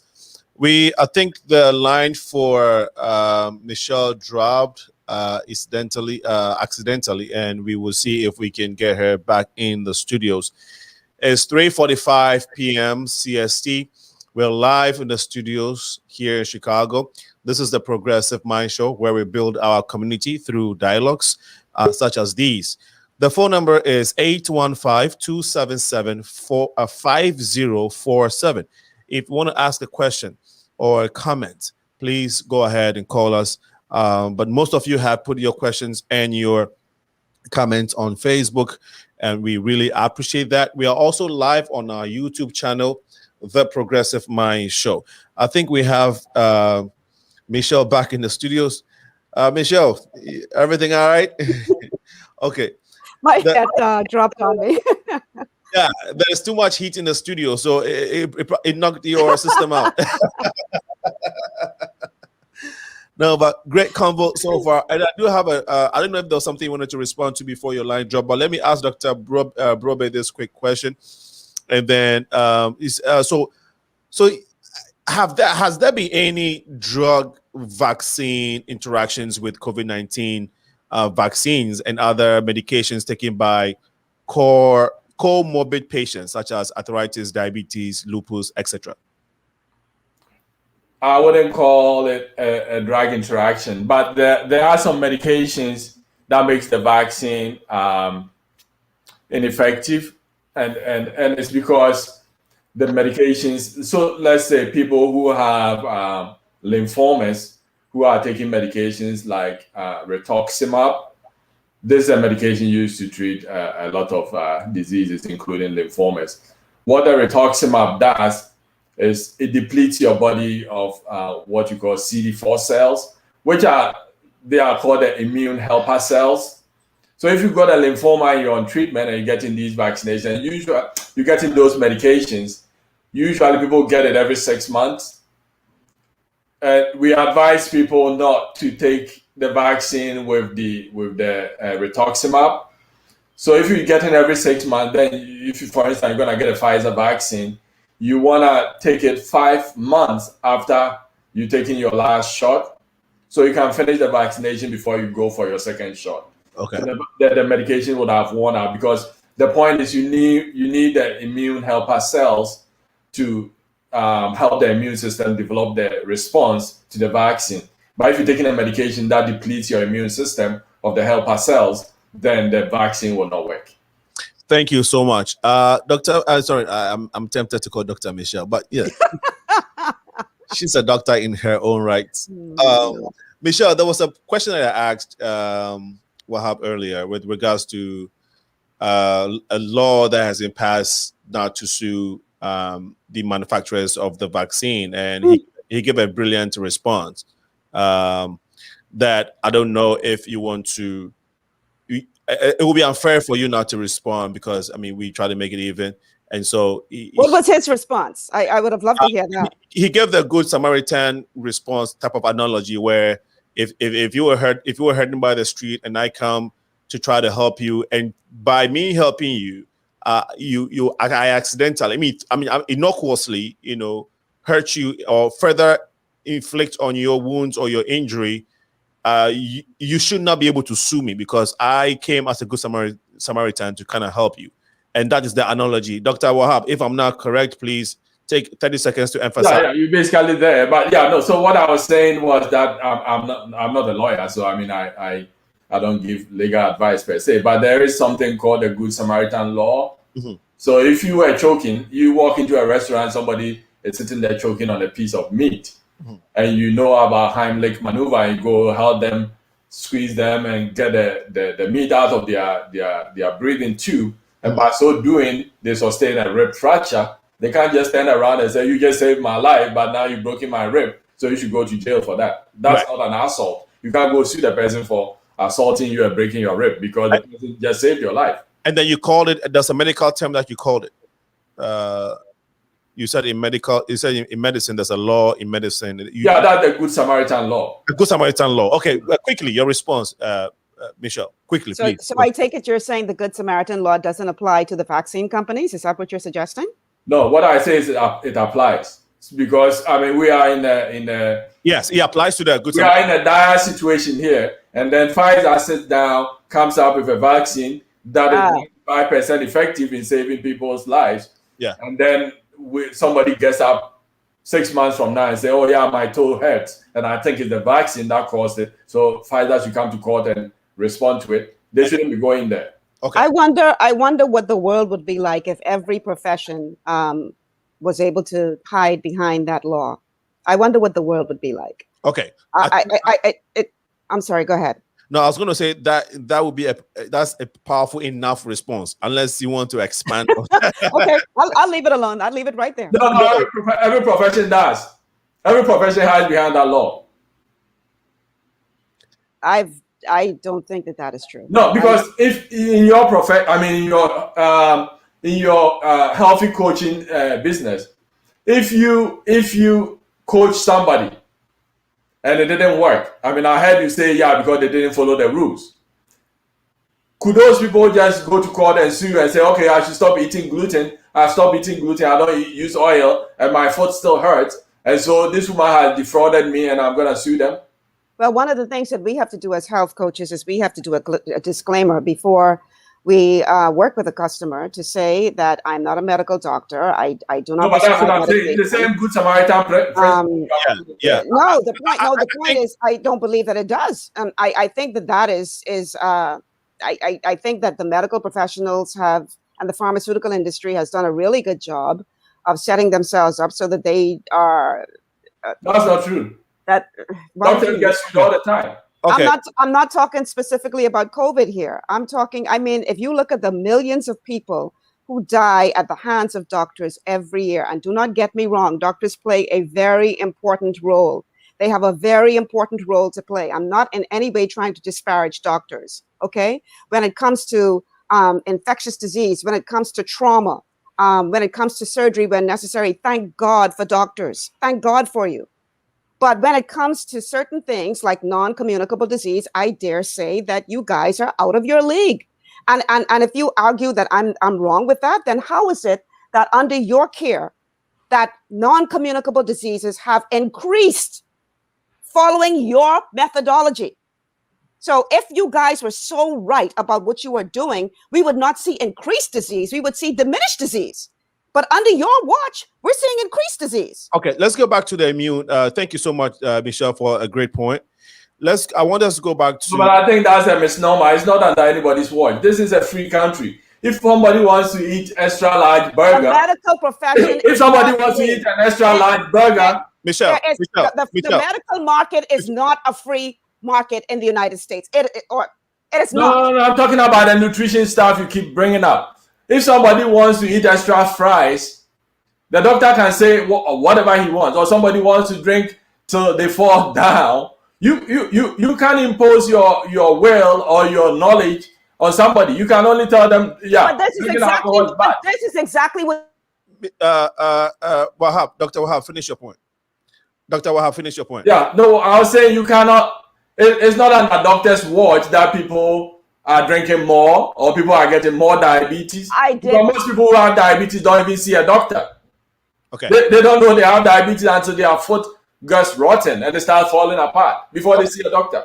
All right. The client that let me just make one quick point. The client that I spoke of earlier is a classic example of the point that I'm trying to make that you are very conveniently ignoring. And that is this. He has been under the care of a doctor for 40 years for high blood pressure. 40 years without seeing any appreciable result because all they were doing is managing his illness. 2 weeks of nutrition and this man's blood pressure is normal. Okay, Michelle, thank you for your response. Let's get to this question, which would give you a chance to elaborate on what you were saying earlier. So, given that American lifestyles regarding health seem to have deteriorated on several dimensions during the last few decades, for example, rising obesity, rising tobacco use among teens, declining life expectancy, and all. What chance is there that we can count on Americans to make the lifestyle changes necessary to stop COVID-19? Can we realistically count on people to lead a healthy lifestyle more than we count on them on getting vaccinated? And let me start with Dr. Brobeck. Yeah, I mean, anybody who's done anything about 1 minute changing people's lives, I mean, attitudes and habits would understand that is a tall order to tell everybody in the country to say, okay, let's all not go to McDonald's. We should abolish McDonald's and everybody should eat some leaves and then take some vitamins and all this kind of stuff. Uh-huh. That is not gonna work. And especially this being still a free country, people will eat what they want to eat. Okay. And how they want to eat it. And so to get ahead of this pandemic or any infectious disease out there for which we have a vaccine, the only way we're going to get out of it, take the vaccine, and then let's move on. Okay, thank you. Michelle, you want to respond to that quickly, and then we can go to a few more comments on Facebook. We only have 4 minutes to go. I would like to encourage everyone to research Dr. Gert Vanden Bossche, GERTVANDENBOSSCHE.org, gertvandenbossche.org, because according to him, and he is a well-respected professional who has helped to create vaccines for Bill and Melinda Gates and others. According to him, we're not just going to take this vaccine and move on. And the point that I was trying to make earlier is that because of the fact that people will still be able to shed, there'll still be a viral shed with vaccinated people, you are going to now create the perfect storm of this, and we're already seeing it happen, of this virus being able to mutate into we have a call on the line. Into vaccine, to be resistant to vaccines. This is already happening. Yeah, Michelle, it looks like we have a call on the line. Caller, Okay. can you tell us your name and why you're calling? Hello? Yes, are you calling to the Progressive Mind Show? Yes. Okay, please go ahead and tell us your name and why you're calling. Okay, I am the same Anastasia that has lupus. I live in Panama. Okay. Here in our country, we promote the vaccine and it's not obligatory, but the doctor said it has chronic disease, that for years we should not take the vaccine until we work on our disease. What did the doctor have to say about that? Okay. If you heard the question correctly, I think the phone line is 815-277-5047. We do have a little glitch here, so the volume is a little low and it didn't come through our system. We're trying to see if we can correct that. But did you all hear the question clearly? I don't know if Dr. Wahab and Michelle did. I heard it clear enough. What she in essence said was in her country, doctors are advising persons with certain conditions, certain non-communicable diseases, not to take the vaccine until they have dealt with their disease. And she wanted the doctor to respond to that. Okay. So dealt with their disease? Yeah. No, but that's what I said. I mean, if you have a lymphoma and you're getting treatment, you're getting chemo or whatever, immune therapy for it, which will deplete the cells that you need to mount a response, then that's a reasonable request from your doctor. Okay. But you must understand that there are different kinds of doctors out there. So if you have a doctor who doesn't believe in vaccines and say, oh, your blood pressure is high, and you should get your blood pressure under control before you get a vaccine, what I would say is that's complete nonsense. You shouldn't be listening to that. Okay. You don't need to get your blood pressure under control before you get your vaccine. You should get your blood pressure under control concurrently with getting the vaccine. You shouldn't, because the more you wait, and I would like to respond to what Michelle said about our website, about how vaccines are going to help mutations. That is a complete false statement, because the mutations are a function of how many viruses are dividing out there. Every time the virus is multiplying, you're getting more mutations. And we got the South African variant, the Brazilian variant, and all that stuff when we didn't have any vaccines available. The more people are infected at a given time, the more likely you get these variants. That is exactly the point. That's exactly the point that he's making. I suggest. No, but let me finish. What I'm saying is, if you get vaccinated, if we get enough people vaccinated here, the virus cannot survive in those people, let alone divide in them and get mutations. Not true. They are still able to contract and pass the virus on. The only thing the vaccine does is stops them from getting so ill that they have to be hospitalized. No, that is a lie. That is a plain lie. Doctor, do your research, please. Just call Pfizer or go to Pfizer's website and check it out. Okay. This is public knowledge.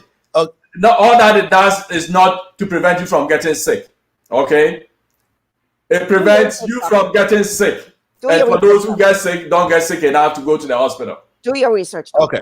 So the doctor says it's on Pfizer's website.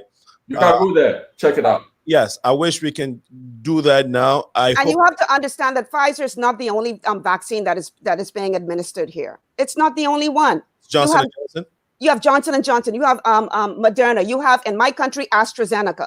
So for you to sit here and make a blanket statement that is not true, it's irresponsible. Do your research. Of course, if you take a vaccine that is ineffective, like the Seychelles did, it's just like not taking the vaccine. That's what I said before. Okay. If you take a vaccine which does not work, it's just like not taking a vaccine. So it's just like the wild population where the virus has gone wild and just multiplying and mutating. All right. So doctor is saying that if you take the right one, in his estimation, which is the Pfizer, right? The Pfizer, the Moderna, and the Johnson & Johnson. You should 95%. The Johnson & Johnson is only about 80, but the Pfizer and the Moderna are close, 95. Yeah, 95. And you should have immunity to COVID-19. So for the rest of us around the world, don't listen to this doctor's advice, because we're not taking those 3 vaccines. We are on AstraZeneca here in the Bahamas, which, by the way, the United States authorities said that they're not approved for the United States, but yet we hear President Biden saying, oh, we have 60 million dosages we're going to send around the world. Y'all could have it. We're not approving it for us, but y'all could have it. Okay, so let's take a few more comments. We've had tons of comments. We've missed a couple, but let's see if we can get a few before we wrap today's discussion. And it has been brilliant from both of you, Dr. Wahab and Michelle. So Georgia says, I totally agree with you, Michelle. A point, another from Isaac says, these blood clots are very dangerous, and there's absolutely no liability from the makers of these gene therapy. Wahab, Dr. Isaac Gibson says, Wahab, my brother, please stop repeating. I don't know why Isaac is on your case today, Dr. Wahab. Rosemel Simonet says, some like you get paid from Big G. I don't know what Big G is. And then Claudette says, these doctors don't treat problems, they treat symptoms. Okay. Another one from Siobhan Hill Hollis, talking to this African is like talking to a wall. Oh my God. Geez, pushing these vaccine narrative. I'm curious if he's a doctor and did any professional research. Shimon, I think that's very harsh because we all have opinions. He's a medical doctor, a professional. And I did research. yeah, and of course, if you doubt his maybe professional background, you can Google him. His name is there. His professional, his title is there. So I think that we should pass our comments, but let's not be too judgmental because again, these are professionals who are expressing their opinions of what they have spent years of studying, and so we have to give them that respect. But thanks for your participation in the show, though. We appreciate your you being here. Isaac says lies is nothing. Lies, nothing is free in life. Nothing is free in life. Doctor, please stop spreading misinformation. I don't know why you all think that he's spreading misinformation, but that's your opinion. Thank you for sharing your opinion, Isaac Gibson. Baba says, thank you, Dr. Wahab, for telling us the truth, the scientifically proven truth. That's from Baba. And this is from Riley. Dr. Wahab has a good point. Correlation isn't causation. Thank you, Riley. And this is from Claudette Angela Grant. Dr. Wahab, I thought a vaccine take like 10 years to come to perfection. How is it that so many COVID-19 vaccines are ready to usage in a year? Dr. Wahab will respond to that quickly. Can you? Vaccines don't take 10 years to fruition. Now, it depends on the technology you have and the trials you make. I mean, so if you don't know what you're dealing with and you're doing trial and error here and there, then it will take you a long time to come to a point where you have vaccine. We still don't have a vaccine against HIV. Okay, so the point is, it depends on the virus it depends on the kind of vaccine you're trying to do and what kind of organism you're dealing with. So you got a coronavirus which mutates at a significantly slower pace than an HIV virus or a flu virus or any of that stuff. Okay. And the technology is not entirely new. Okay. When there was SARS outbreak 17 years ago, they did come up with this technology to make vaccines against the original SARS. Okay. And so the technology is not entirely new. All right. Thank you so much for the response, Dr. Wahab. EK Stock Trade says, can you shed light on Dr. Sebi's recipes for healthy living? And maybe this one goes to Michelle. Michelle, if you can just be thinking about this, I'll have you respond. Okay. I'm not familiar with his recipe, so I can't speak to that. Okay, great. Thank you. Romel Simonet, that's what he's saying. Another comment from somebody manipulating the doctors, and that is Romel's opinion. And Gibson says, this is exactly why our Asian ancestors were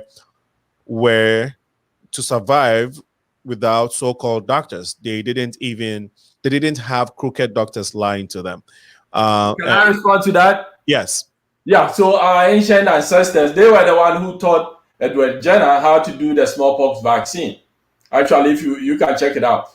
Jenner got that knowledge from a West African slave who was here in the United States, who gave that information that back in West Africa, cows get cowpox, and when they get the outbreak, they made kids go and rub against it, so that kids got the cowpox and mother form, and they never got smallpox. Right. That's where Jenner got the idea from. Yeah, and that was in Virginia, I guess, right? That was a slave in Virginia. That's where he got the idea from. So, if you know anything about your ancestors, you would understand that vaccination started from West Africa. And so you should learn more about it, and then you know. Okay, thank you so much. This is a comment from Asibi. She says, These comments are harsh. Come on, guys.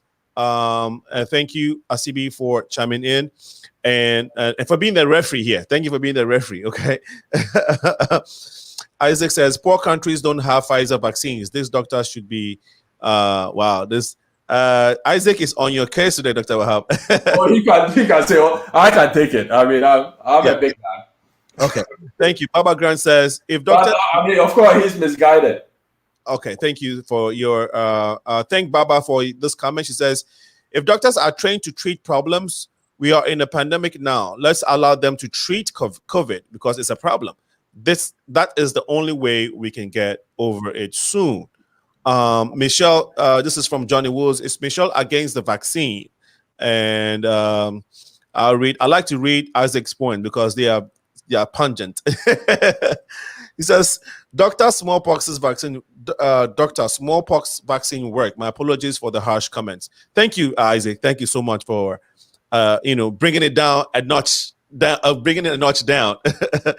And this is from, it says, please share some. That reminds us, please share this feed, okay? Both on YouTube and Facebook. We need you all to keep sharing it. Last comment I'll take from Chevron. Mr. Moderator, you clearly misread my comment. I was not disrespecting the doctor. What I meant was if he did any research, I was not questioning. Okay, yeah, you meant if he did any research. I was not questioning if he was a doctor. At any point, did I or would I disrespect the doctor? Thank you, Chevron. My apologies. When the comments are coming through due to our time, we try to rush through it. So my apologies for misreading it and for misquoting and all of that. So please, I hope that you accept it. All right. It's been a very interesting learning curve for all of us. We've taken in a lot of information. And we appreciate your comment and your contribution so much, Chevron. Thank you for passing that. She says, let's be mature, not take anything personal. It's a discussion. Yes, you're so right, Chevron. Thank you so much. Once again, Georgia said, it's been a great discussion. We should have them again. Well, if they are ready to come on. Okay, and then lastly for Claudette, Baba Grant, please. Okay, right. So I think, Michelle, I don't know if you had any comments to make during when we're going through, any response to make to the comments that I was reading. If not, we would like to take your last words. I would just like to encourage everyone. I am not an anti-vaxxer. Somebody asked the question if I'm against the vaccine. I personally will not be taking it because I am confident in the ability of my immune system to do its job. Mm-hmm. I am a very healthy person. I nutrify my body every day, and I have no reason to fear whether it's high blood pressure or diabetes or COVID-19 because I have a functioning immune system that is able to handle it. But not everybody has my immune system. And there are some people out there who are concerned that they aren't going to be able to fight it off. Whether or not you choose to vaccinate is up to you. I think that should be a personal choice. So I'm not trying to tell anybody not to take the vaccine. That's your choice. I just believe, though, that you should not mistakenly believe that that is the prayer from heaven and that all you have to do is take this vaccine and that means you're out of the woods. No, the vaccine needs your immune system to be working effectively in order for it to do its job. So for God's sake, if no other reason that you get out of this pandemic, this should be a clarion call to everyone to take better care of your body, take better care of your health, pay attention to your body, do what you need to do to become healthier, because it is widely accepted and known that if you have a comorbidity, you are more at risk of dying from COVID. Okay. And that means that you just need to take better care of yourself so that you are not going to fall into that category. Right. Thank you so much. We would like to bring the show to an end, but there's something that you mentioned during the previous show, Michelle, about some of the unhealthy lifestyle. Now I'll say the unhealthy lifestyle of some of the people living in the Black communities and how it correlates to them catching on to COVID-19 and other diseases. Yeah, I would like you to add it into your closing remarks. But Dr. Wahab, any response that you had to some of the comments that I was reading that I missed you on, so you can take that quickly and then we can have you give us your last words. Yeah, there wasn't much that I could say about that. The comments. I mean, basically, I'm just laying down the bare facts of what's going on, and I would encourage anybody who has questions to find out for themselves. But whenever you go and Google something or whatever, you should find out before you do that. I want you to, I would like to, yeah, that would be your closing remarks, but I wanted to make sure that you didn't miss any response to the comments that I was reading. No, right? Yeah, I'm good. Okay, good. So last, kudos to you too, Dr. Wahab from Georgia Doku. And this one is from Ginger Jordan. Totally agree with Michelle. Thank you from Claudette. Claudette again says, way to go, Michelle. Michelle, I would like to connect and know more about gut. Okay. And this is from Siobhan. She says, thank you. I don't disrespect people. We are glad to hear that. I don't disrespect people as well. And none of us here disrespect people. And so thank you for emphasizing that for us. We really appreciate you, Siobhan, and everyone who has contributed. And Baba says, great job, Dr. Wahab. Okay, so let's take your last closing remarks. Before that, I want to thank everyone who has joined us. It's been a very informed and interesting discourse. We hope to continue another day. But Michelle, no, Dr. Wahab, we'll let the lady close us, right?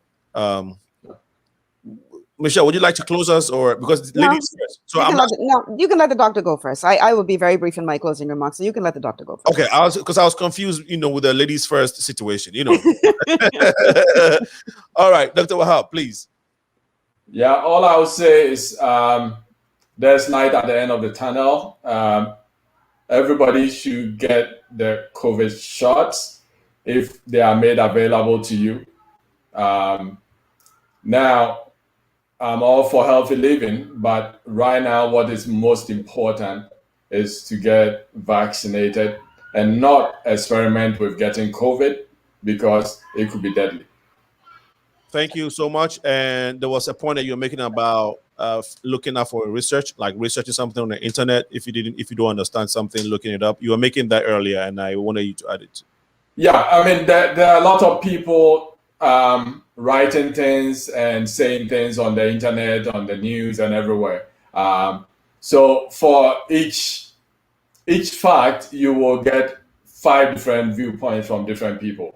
What I would encourage you to do is to find out who is saying what. Because if the person says, oh, I'm an expert on this, but doesn't have anything to back that up. I mean, the person has never seen a single COVID patient, but he's trying to tell you how to treat COVID patients or how to get over your COVID.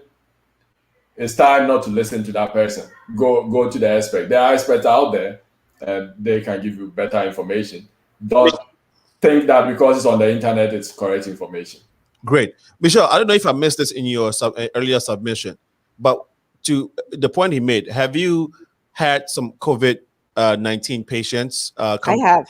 And you've recommended certain remedies to them? Yes. And when the patients that I have had full-blown COVID by the time they came to me, and we put them on a program, and they were able to beat it.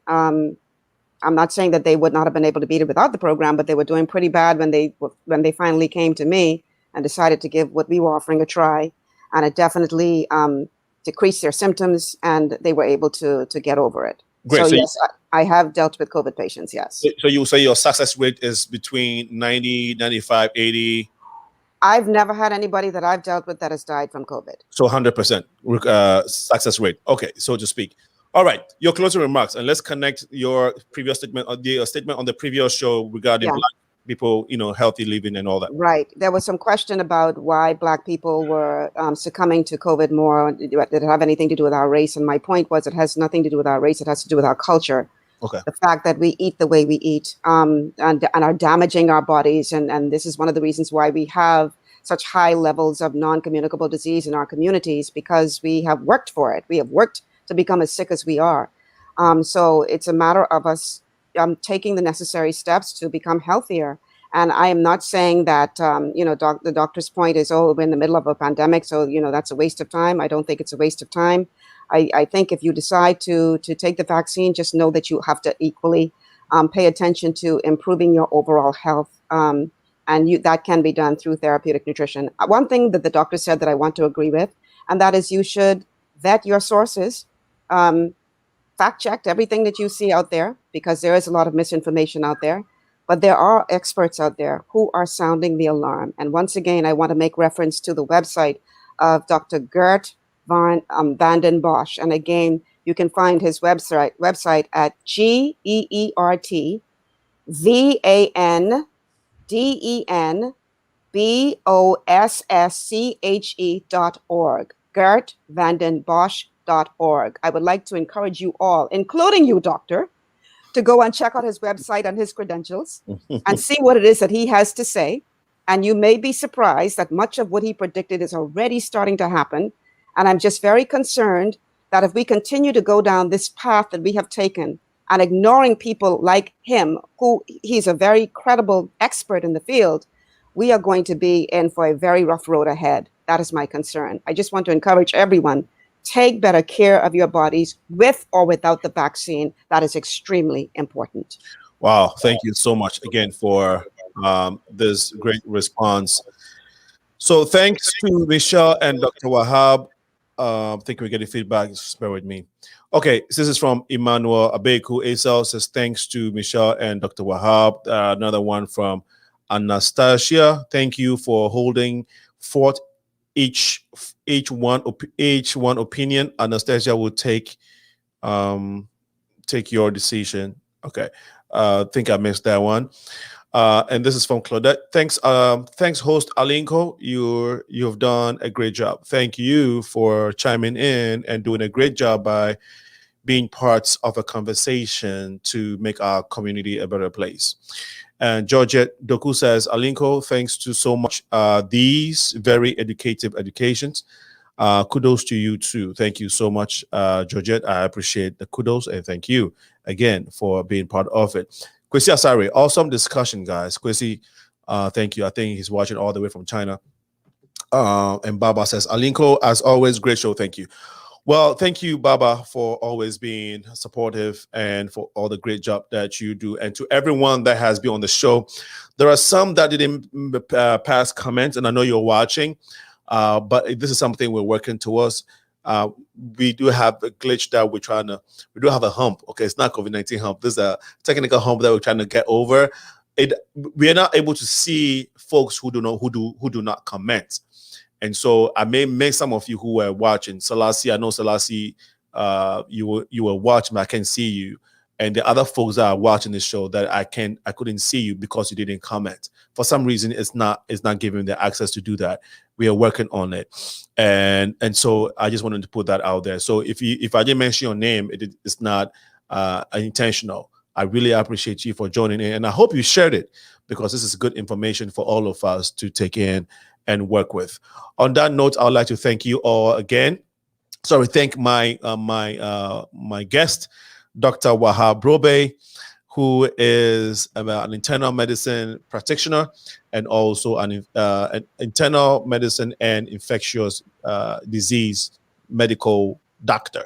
Thank you so much for your time. He's also a partner of MIDC here, located in Chicago. And then Michelle Malcolm, Michelle Malcolm, a holistic health coach in Bahamas. Man, I am grateful. And we are looking forward to engaging you all, hopefully on a similar topic or something, related to health. Because thank you for having me. No, my pleasure. Dr. Wahab, thank you once again. Thank you. This is the Progressive Mind Show. You can look us up on our website, thepmsshow.com, and make a contribution to us. You help us in doing this week in, week out. We are here every Wednesday, 6 to 8 CST, and on Sundays, 2 to 4 p.m. Our cash app is $SENAALINCO. Please support us so we can keep bringing you these topical issues that are very, very important. Remember, to whom much is given, much is required. This has been your host, Alinco. We shall see you next week, Wednesday. It is another epic one. We're talking about tribalism and how it has halted Africa's progress. very, very intriguing. We expect to see you next week, this coming Wednesday, 6 to 8 p.m. on this same platform, Facebook and YouTube. All right, guys. Dr. Wahab, God bless. Michelle, God bless. Bye-bye. Bye-bye.